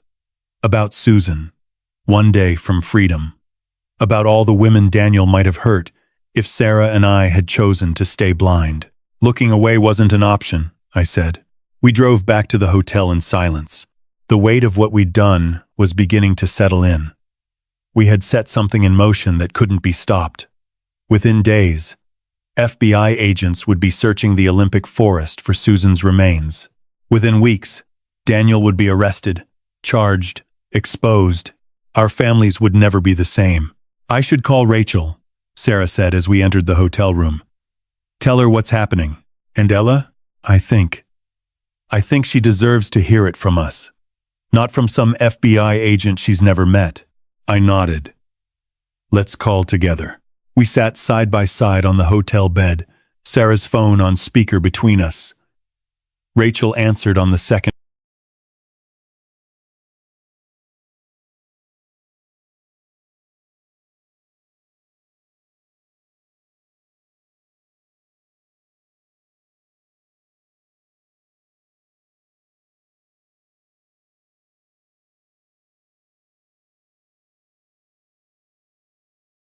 ring. Hello? Rachel. It's Sara Mitchell. Sara Chen is here with me. Sara took a breath. We've been to the FBI. Silence on the other end. Rachel, I'm here. Her voice was thick with emotion. What did they say? They're opening an investigation. They're going to search the location we found the coordinates in the forest. If Susan is there, they'll find her. Rachel's voice broke. After 5 years, they'll finally find her. Is Ella there? We'd like to tell her ourselves. Hold on. We heard footsteps, muffled conversation, then a new voice on the line. Hello? Ella, it's Sara. Sara's here too. Hi. The girl's voice was cautious, guarded. Rachel. Said you went to the FBI? We did. This morning. We showed them everything. The journal. The maps, the evidence we found. They're going to search for your mom. Silence. Ella? Are you okay? I don't know. Her voice was barely a whisper. I've been waiting so long. 5 years of waiting and wondering and not knowing. And now you might get answers. Sara said gently. What if they don't find her? What if he moved her? Or then we keep looking. We don't give up. I leaned closer to the phone. Ella, listen to me. Whatever happens with the search, your father is going to be arrested. The bigamy alone is enough to put him in prison. He's not going to hurt anyone else. Ever. Promise? The word was so small, so fragile. The voice of a child who had learned too young that promises could be broken. I promise, I said, and I meant it with everything I had. We stayed in Portland for 3 more days, waiting for news. On Monday, Agent Torres called. The search team found something. My heart stopped. What? Human remains. Female. Approximately 5 years decomposed. Based on preliminary assessment. Torres's voice was carefully neutral. Professional. We'll need dental records for positive identification, but given the location, it's Susan. Most likely. Yes. I closed my eyes, trying to process. Susan Park, wife, mother, victim, had been lying in the cold forest floor for 5 years while her husband played house with 2 other families. While her daughter grew up alone, haunted by a night she couldn't forget. What happens now? Now we arrest Daniel Chen. Torres paused. Mrs. Chen, I need to ask, where is your husband right now? At home. In Portland. He thinks I'm at a design conference in Seattle. Good. Stay away from the house. We're moving in this afternoon. Can I be there? When you arrest him? Torres was quiet for a moment. That's not standard procedure. Please. My voice cracked. I need to see his face. I need him to know that I'm the one who stopped him. Another long pause. I'll see what I can do. They let me watch from a surveillance van. Sara was beside me, her hand gripping mine so tightly I could feel her bones. We watched on a grainy monitor as 3 black SUVs pulled into the driveway of my home. The home I'd decorated, the home I'd raised my children in, the home that had never really been mine. Daniel was in the front yard, raking leaves. Such a normal activity. Such a normal man. To anyone watching. He looked up as the vehicles approached. Confusion crossed his face. Then recognition. Then something I'd never seen before. Fear. The agents approached with weapons drawn. Daniel Chen. You're under arrest for the murder of Susan Park. You have the right to remain silent. I couldn't hear the rest. The blood was pounding too loudly in my ears. On the monitor, Daniel's eyes scanned the street. And then, impossibly, he looked directly at the surveillance van, directly at the camera, directly at me.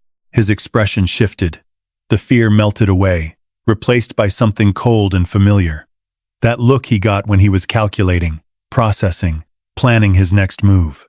He smiled, even in handcuffs, even with FBI agents surrounding him, even with his entire world crumbling around him. Daniel Chen smiled at me. And in that smile, I saw the truth I'd been running from for weeks. This wasn't over. The news broke like a tsunami. Serial bigamist arrested for murder. The Daniel Chen story dominated headlines across the country. Every news outlet, every podcast, every true crime blog wanted a piece of it. The perfect husband who had maintained 3 separate families, the wife who had uncovered his secrets, the body buried in the forest for 5 years. I stopped watching the coverage after the first day. The speculation, the armchair psychology, the endless parade of experts analyzing what had gone wrong, it was too much. Too raw. But I couldn't escape the questions. The kids deserved answers first. I told Emma and Lucas on a Tuesday evening, 2 days after Daniel's arrest. We sat in the living room, the same room where I'd watched Daniel play board games with our children, where I'd believed we were a happy family, and I tried to find words for the impossible. Your father isn't who we thought he was. Emma looked up from her phone, irritation flickering across her face. Mom, we know. It's literally everywhere. Sophie's mom asked if I was okay at school today. I know you've seen the news, but I need to tell you the truth myself. All of it. Lucas shifted uncomfortably. At 12, he was old enough to sense that something terrible was coming, but young enough to still hope it wouldn't. Dad's in jail, he said quietly. Because he hurt someone? Yes. I took a breath. Your father was married to other women while he was married to me. He had other children, kids around your ages in different cities. Emma's face went white. Other kids? A girl named Emily in Denver. She's 16. Like you. A boy named Luke. He's 11. That's... Emma shook her head. That's insane. Dad would never. There's more. I forced myself to continue. Before Denver, before us, there was another family. In Seattle, a woman named Susan, and her daughter Ella was. Lucas caught. The past tense. Susan is dead. Your father. The words caught in my throat. Your father killed her. 5 years ago. They found her body in the forest. The silence that followed was absolute. Emma stared at me like I'd grown a second head. Lucas had gone pale, his hands gripping the couch cushion so tightly his knuckles turned white. No, Emma said finally. No, that's not Dad coaches Little League. Dad makes pancakes on Sundays. Dad cries at sad movies. He's not a he, can't be a. I know. Tears were streaming down my face now. I know how impossible it sounds. I lived with him for 18 years, and I didn't see it either. But it's true, Emma. All of it. I don't believe you. You don't have to believe me. But the evidence is real. The FBI has his journals, his records, everything. He documented it all. Emma stood up abruptly, her chair scraping against the floor. I need to. I can't. She fled upstairs. A moment later, her door slammed. Lucas hadn't moved. He sat frozen on the couch, tears sliding silently down his cheeks. Mom? His voice was tiny. Is Dad going to prison forever? I reached for him, pulling him into my arms. I don't know, baby. Probably. Good. The word was fierce, angry, surprising from my gentle 12-year-old. I hope he stays there forever. I held him tighter and didn't say anything at all. Sara had the same conversation with Emily and Luke in Denver. She called me that night. After the kids were in bed, her voice raw from crying. Emily won't speak to me. She thinks I'm lying, or that the FBI made a mistake, or that you somehow manipulated everything. Sara laughed bitterly. She wants to visit him in jail. Will you let her? I don't know. Maybe. Maybe she needs to see him, the real him, not the father she remembers to understand. How's Luke? Quieter than Emily. He asked a lot of questions. Practical ones. What happens to the house? Will we have to move? Can he still play soccer? Sara sighed. I think the reality hasn't hit him yet. It will. I know. We sat in silence for a moment. Two women connected by phone lines and shared trauma. Have you talked to Ella? I asked. Rachel called this afternoon. Ella's complicated. Relieved. Mostly.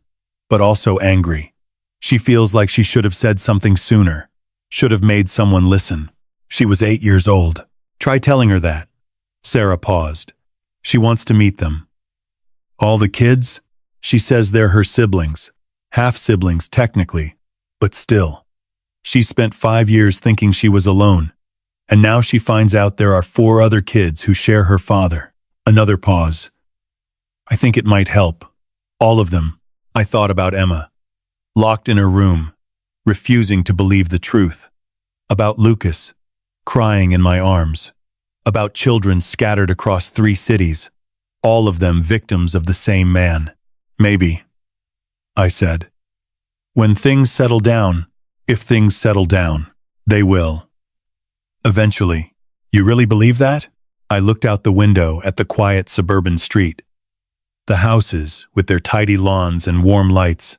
The normal lives continuing all around me. I have to. I said. What's the alternative? The trial was scheduled for September. In the months between, I learned to live a new kind of life. I filed for divorce. Sara did the same, and discovered that disentangling 18 years of shared finances from a man who had been running 3 households was monumentally complicated. Lawyers became my new best friends. Forensic accountants pored over records I hadn't known existed. The house went on the market. Too many memories. Too many ghosts. Emma and Lucas and I moved into a small apartment on the other side of Portland. It was cramped and nothing like the home we'd left behind. But it was ours, untainted. Emma came around slowly, painfully. She started therapy, working through the betrayal with a counselor who specialized in family trauma. Some days were better than others. Some days she wouldn't look at me, blaming me somehow for not seeing sooner, for not protecting her from the truth. I understood. I blamed myself too. Lucas coped by not coping, burying himself in school, in sports, in friendships. He didn't talk about Daniel. He flinched whenever someone mentioned fathers, or families, or the news. But he was there. We were all still there, still standing, still breathing. That had to count for something. In July, I got a letter. It arrived in a plain white envelope, addressed in handwriting I knew as well as my own. The return address was the Federal Detention Center, where Daniel was awaiting trial. I almost threw it away unopened. Instead, I sat down at my kitchen table, my new kitchen table, in my new apartment, in my new life, and read what my husband of 18 years had to say. Sara, asterisk. I know you probably won't read this, but I have to try. Asterisk, asterisk. What they're saying about me isn't the whole truth. Yes, I made mistakes. Yes, I hurt people. But you have to understand, I never meant for any of it to happen. I loved you. I loved all of you. I loved too much. I wanted too much. I couldn't choose. So I chose all of you. Asterisk. Asterisk Susan was an accident. She found out and she panicked. She was going to take Ella and disappear, and I couldn't let that happen. I couldn't lose my daughter. We argued. She fell. It was an accident, Sara. I swear. To you. Asterisk. Asterisk. The burial. The cover-up. Yes, I did those things. I was scared. I wasn't thinking clearly. But murder? That's not what happened. That's not who I am. Asterisk. Asterisk. You know me. You know who I really am. Underneath all of this. The man who loved you for 18 years.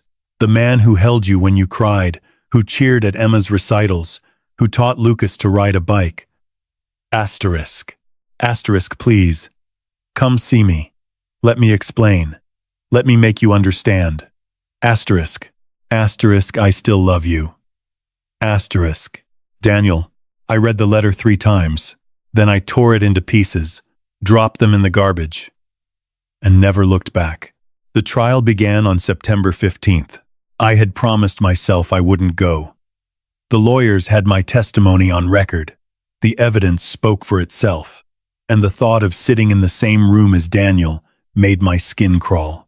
But on the morning of opening statements, I found myself driving to the federal courthouse anyway. Sara was already there. She stood on the courthouse steps, her dark hair pulled back, her face pale but determined. When she saw me, she didn't look surprised. I knew you'd come, she said. I told myself I wouldn't. I told myself the same thing. Sara reached for my hand. Ella's inside. With Rachel. She came. She said she needed to see it. The ending. Sara squeezed my fingers. I think we all do. The courtroom was packed. Media in the back rows, sketch artists along the side, curious spectators filling every available seat. The Daniel Chen case had become a national obsession, a cautionary tale about trust, about marriage, about the monsters who hide behind ordinary faces. Sara and I found seats near the front, behind the prosecution. A few rows ahead, I spotted Rachel and Ella, the girl's face drawn and tense, her eyes fixed on the empty defendant's chair. And then Daniel walked in. He looked different than I remembered. Thinner, paler, the confident swagger replaced by something more subdued. Prison had aged him, or maybe I was just seeing him clearly for the first time. He wore a gray suit, probably the same one he'd worn to Emma's school plays and Lucas's basketball games. His hands were cuffed in front of him, but his posture remained straight, dignified. He looked like a man who still believed he could talk his way out of this. As the guards led him to the defense table, his eyes swept the courtroom. They passed over the reporters, the spectators, the prosecutor, and landed on me. For a long moment, we stared at each other. 18 years. 6,570 days of marriage. Countless breakfasts and dinners and bedtimes, and ordinary moments that I now understood had all been lies. Daniel smiled. That same warm, familiar smile he'd given me on our first date, our wedding day. Every morning for nearly 2 decades, I didn't smile back. His expression flickered confusion, maybe, or disappointment, and then the judge entered and everyone rose. The prosecution's case was devastating. They presented the journal first, reading entries aloud in clinical, horrifying detail. The subject selection criteria. the optimization protocols, the termination planning for Susan Park. Daniel's defense attorney objected repeatedly: hearsay, prejudicial, inflammatory, but the judge allowed most of it. The journal was authentic. The handwriting was Daniel's. The content was what it was. Next came the physical evidence. The maps with their circled coordinates. The receipt for shovels and lime. Susan's personal belongings, found hidden in Daniel's attic. And finally, the forensic report. Susan Park's remains had been positively identified through dental records. Cause of death: blunt force trauma to the skull. Time of death: consistent with the 15th of March 2021. The same night Ella heard that thud. Through it all, Daniel sat motionless at the defense table. He didn't react to the evidence, didn't flinch at the descriptions of what he'd done. He just watched, occasionally whispering to his lawyer, occasionally glancing toward the gallery, toward me. I was called to testify on the third day. The walk from my seat to the witness stand felt like crossing a minefield. Every eye in the courtroom tracked my progress. Daniel's gaze burned into me, but I refused to look at him. The prosecutor, a sharp woman named Angela Martinez, guided me through my testimony with precision. Mrs. Chen, can you describe how you first discovered your husband's deception? A receipt, I said. A hotel receipt from Seattle that didn't match his travel schedule. And what did you do when you found this receipt? I started investigating. I found a second phone hidden in his laptop bag. Messages to another woman, Sara Mitchell, who I later learned was his second wife. What did these messages reveal? That he had another family, another wife, 2 other children. In Denver, the courtroom murmured. Martinez waited for silence before continuing. And in the course of your investigation, what else did you discover? That Sara wasn't the only other wife. There had been a third Susan Park in Seattle. She disappeared in 2021. I found evidence suggesting Daniel was responsible for her death. What kind of evidence? Maps of the Olympic National Forest with specific coordinates circled. A receipt for supplies consistent with body disposal. And his journal, which documented what he called transition planning and termination protocols. I described finding Susan's belongings in the attic. I described the text messages on her old phone, the escape plan she'd been one day from executing. I described everything Sara and I had uncovered, every piece of the puzzle that had led us here. When I finished, Martinez nodded. Thank you, Mrs. Chen. No further questions. Daniel's lawyer rose for cross-examination.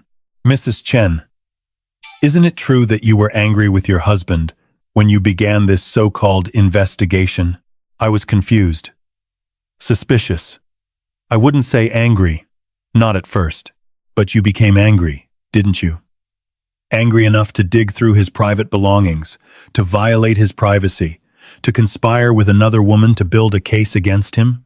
I became angry when I realized my husband had been lying to me for 18 years. When I realized he had other families. When I realized he might have killed someone. I met the lawyer's eyes. Yes, I was angry. Wouldn't you be? The lawyer changed tactics. Mrs. Chen, you have no direct evidence that my client killed Susan Park, do you? No eyewitness? No confession? No murder weapon? I have his journal, where he wrote about transitioning her. I have the coordinates where her body was found. I have the receipt for shovels and lime purchased 3 days after she disappeared. Circumstantial evidence. Interpretations. Nothing that proves. His daughter heard her fall. My voice was steady, clear. Ella Park, 8 years old, heard her mother argue with your client. She heard a thud. She spent the whole night hiding in her closet, terrified. And in the morning, her mother was gone. The courtroom was silent. That's not circumstantial, I said. That's a witness. After my testimony, I returned to my seat beside Sara. She took my hand without a word. Across the courtroom, Daniel was watching me. His expression had changed. The smile was gone, replaced by something harder, colder. The mask was finally slipping. Ella testified the next day. She was smaller than she'd seemed outside of Rachel's house, a child in a room full of adults, facing down the man who had destroyed her family. But her voice was steady. She described the night her mother disappeared in painful, vivid detail. The nervous energy, the packed bags, the argument she'd overheard through her bedroom door. I heard my mom say, "I know what you did. I know about the others." Ella's hands were clasped tightly in her lap. And then I heard a sound, like something heavy hitting the floor. "What did you do then?" "I hid. In my closet. I stayed there all night." "Did you see your father that night?" "I heard footsteps. Coming up the stairs, stopping outside my door." Ella's voice broke slightly, but he didn't come in. He just stood there. And then he left. And in the morning, the house was empty. My mom was gone. Her car was there. Her purse was there. But she was gone. Tears were streaming down Ella's face now. I called for her. I searched everywhere, but she was just gone. The prosecutor paused, giving Ella a moment to compose herself. "Ella, do you see the man who was in your house that night? The man you heard arguing with your mother?" Ella lifted her head. Her eyes found Daniel at the defense table. "Can you point to him, please?" She raised one trembling finger and pointed directly at Daniel. "That's him. That's my father. That's the man who killed my mom." Daniel's mask cracked completely. For just a moment, I saw something behind it. Not remorse, not guilt. Then it was gone, replaced by the concerned fatherly expression he'd worn for 20 years. But I'd seen it. Sara had seen it. The jury had seen it, and nothing Daniel said would ever erase it. The verdict came on October 3rd. Guilty. On all counts. First-degree murder. 3 counts of bigamy. Multiple counts of fraud, identity theft, and financial crimes across state lines. When the foreman read the verdict, I felt nothing at first. Just a hollow numbness, like the space after a thunderclap. Sara gripped my hand so tightly, I thought my fingers might break. Daniel stood motionless at the defense table. He didn't react. Not a flinch. Not a sigh. Not even the flicker of an eyelash. Just that same composed expression he'd worn throughout the trial, the mask of a reasonable man facing unreasonable circumstances. The judge set sentencing for November. As the guards moved to escort Daniel from the courtroom, he turned one last time. His eyes found mine across the rows of spectators and journalists and curious strangers. He mouthed 2 words. Asterisk. "I'm sorry." Asterisk. I turned away. The sentencing hearing was brief. The prosecution requested life without parole. The defense asked for leniency, citing Daniel's otherwise exemplary life and contributions to his communities. The judge was not moved. "Mr. Chen, you have committed crimes of extraordinary cruelty and calculation. You manipulated 3 women into believing they were your only wife. You fathered children across 3 families, children who now must live with the knowledge of what their father truly is.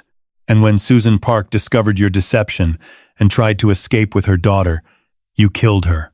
The judge paused, looking down at Daniel with barely concealed disgust. "You then buried her body in a remote forest and continued living your triple life for 5 more years, attending soccer games and dance recitals while a mother's remains decomposed in the earth and her child grew up alone." Daniel's lawyer started to object, but the judge silenced him with a look. "I have rarely encountered a defendant so devoid of genuine remorse. Your letter to Mrs. Sara Chen, which was entered into evidence, demonstrates that even now, you view yourself as the victim. You speak of loving too much, of an accident, of circumstances beyond your control. You take no responsibility for the lives you destroyed." The judge straightened the papers before him. "Daniel Chen, I hereby sentence you to life in prison without the possibility of parole for the murder of Susan Park. You are additionally sentenced to 15 years for each count of bigamy, to be served consecutively. You will die in prison, Mr. Chen, and that is exactly what you deserve." The gavel fell. Daniel was led away in handcuffs.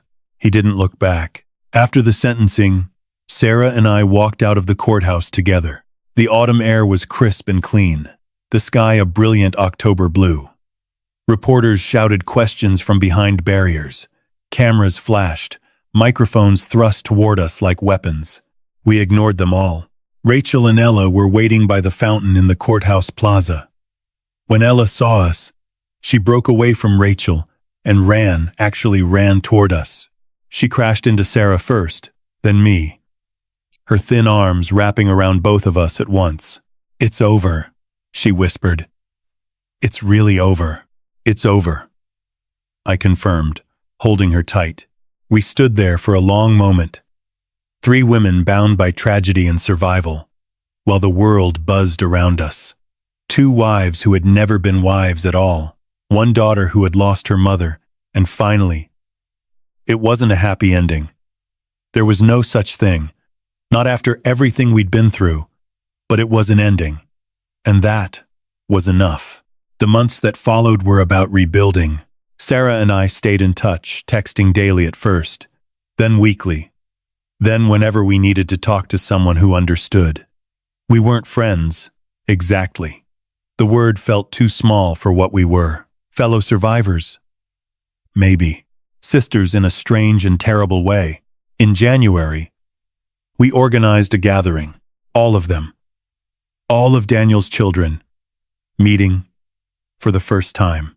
We rented a cabin in the mountains outside Portland neutral territory, away from cities that held too many memories. Sara drove up from Denver with Emily and Luke. Rachel brought Ella from Seattle. Emma and Lucas came with me. 5 children, ranging from 11 to 16. Half-siblings who shared a father they could never speak to again. The first hour was awkward, painfully so. Emma sat in a corner, arms crossed, refusing to engage. Emily kept shooting suspicious glances at everyone, as if expecting an attack. Lucas and Luke circled each other warily, 2 boys with almost identical names, unsure what to make of this strange reflection. Only Ella seemed at ease. She moved through the room with quiet purpose, introducing herself to each of Daniel's other children, asking questions, sharing stories. "I used to hate you," she told Emma, sitting down beside her on the couch. "All of you. I thought if he hadn't had other families, maybe he would have stayed with us. Maybe my mom would still be alive." Emma's expression flickered. "That's not our fault. I know. I know that now." Ella pulled her knees up to her chest. "It's his fault. Only his. We're just the wreckage he left behind." Something shifted in Emma's face. The defensive walls cracked, just slightly. "I keep waiting to wake up," Emma admitted. "Like maybe this is all a nightmare, and Dad is still just Dad, and none of this ever happened." "It doesn't go away," Ella said quietly. "The feeling that it can't be real, but it gets smaller, eventually, like a scar that stops hurting but never disappears." Emma was quiet for a long moment. "How do you do it?" she asked finally. "How do you live with it?" Ella considered the question. "I remember my mom," she said. "Not how she died, how she lived, the way she laughed, the stories she told, the pancakes she made on Sunday mornings." A small smile crossed her face. "And I remember that she loved me. That was real. That wasn't a lie." Emma's eyes were wet. "Dad used to make us pancakes too," she whispered. "Then remember the pancakes." Ella reached out and took Emma's hand. "Remember the good parts, if you can, and let the rest of it go. It's the only way to survive." By the end of the weekend, something had changed. Not fixed, nothing would ever be truly fixed, but shifted. 5 children who had entered as strangers left as something else.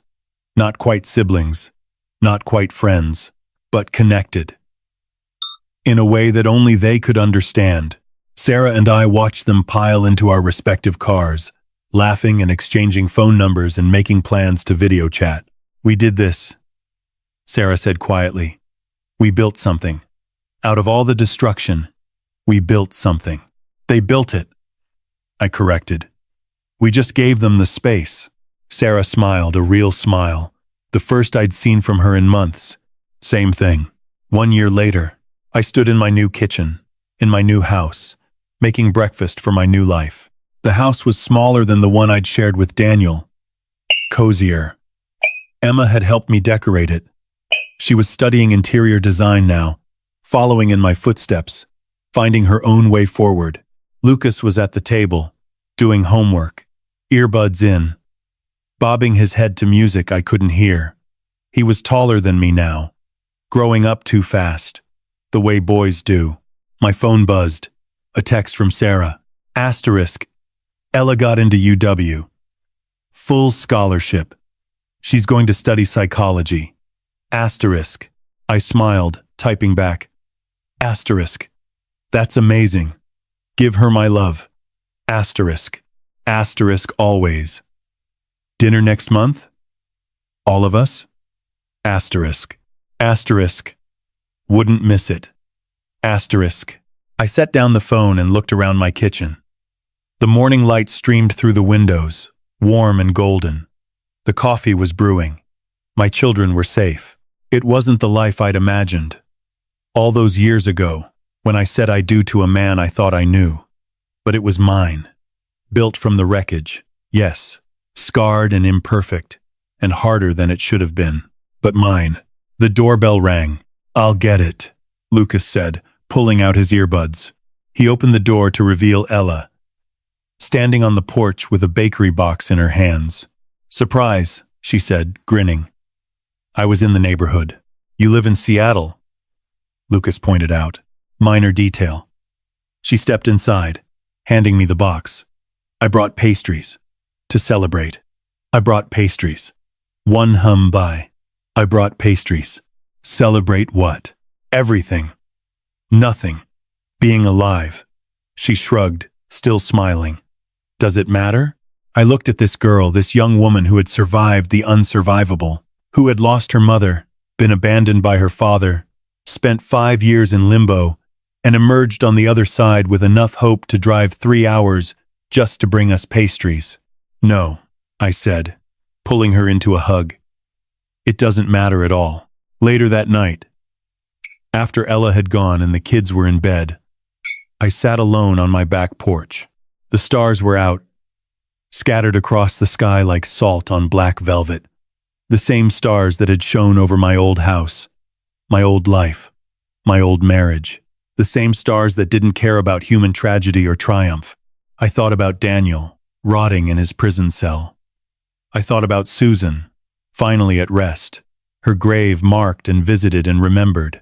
I thought about Sara and Rachel and Ella and all the children, scattered across 3 cities, connected by wounds that would never fully heal.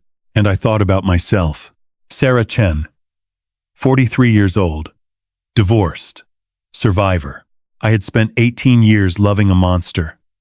I had built a life on a foundation of lies. I had lost everything I thought I knew about myself, about my family, about what it meant to be married. But I had also found the truth. I had fought for justice. I had helped bring down a murderer and protected other women from becoming his next victim. I had survived. We all had. And tomorrow, the sun would rise, and we would keep surviving, keep building, keep living, because that's what the wives did. That's what we'd always done.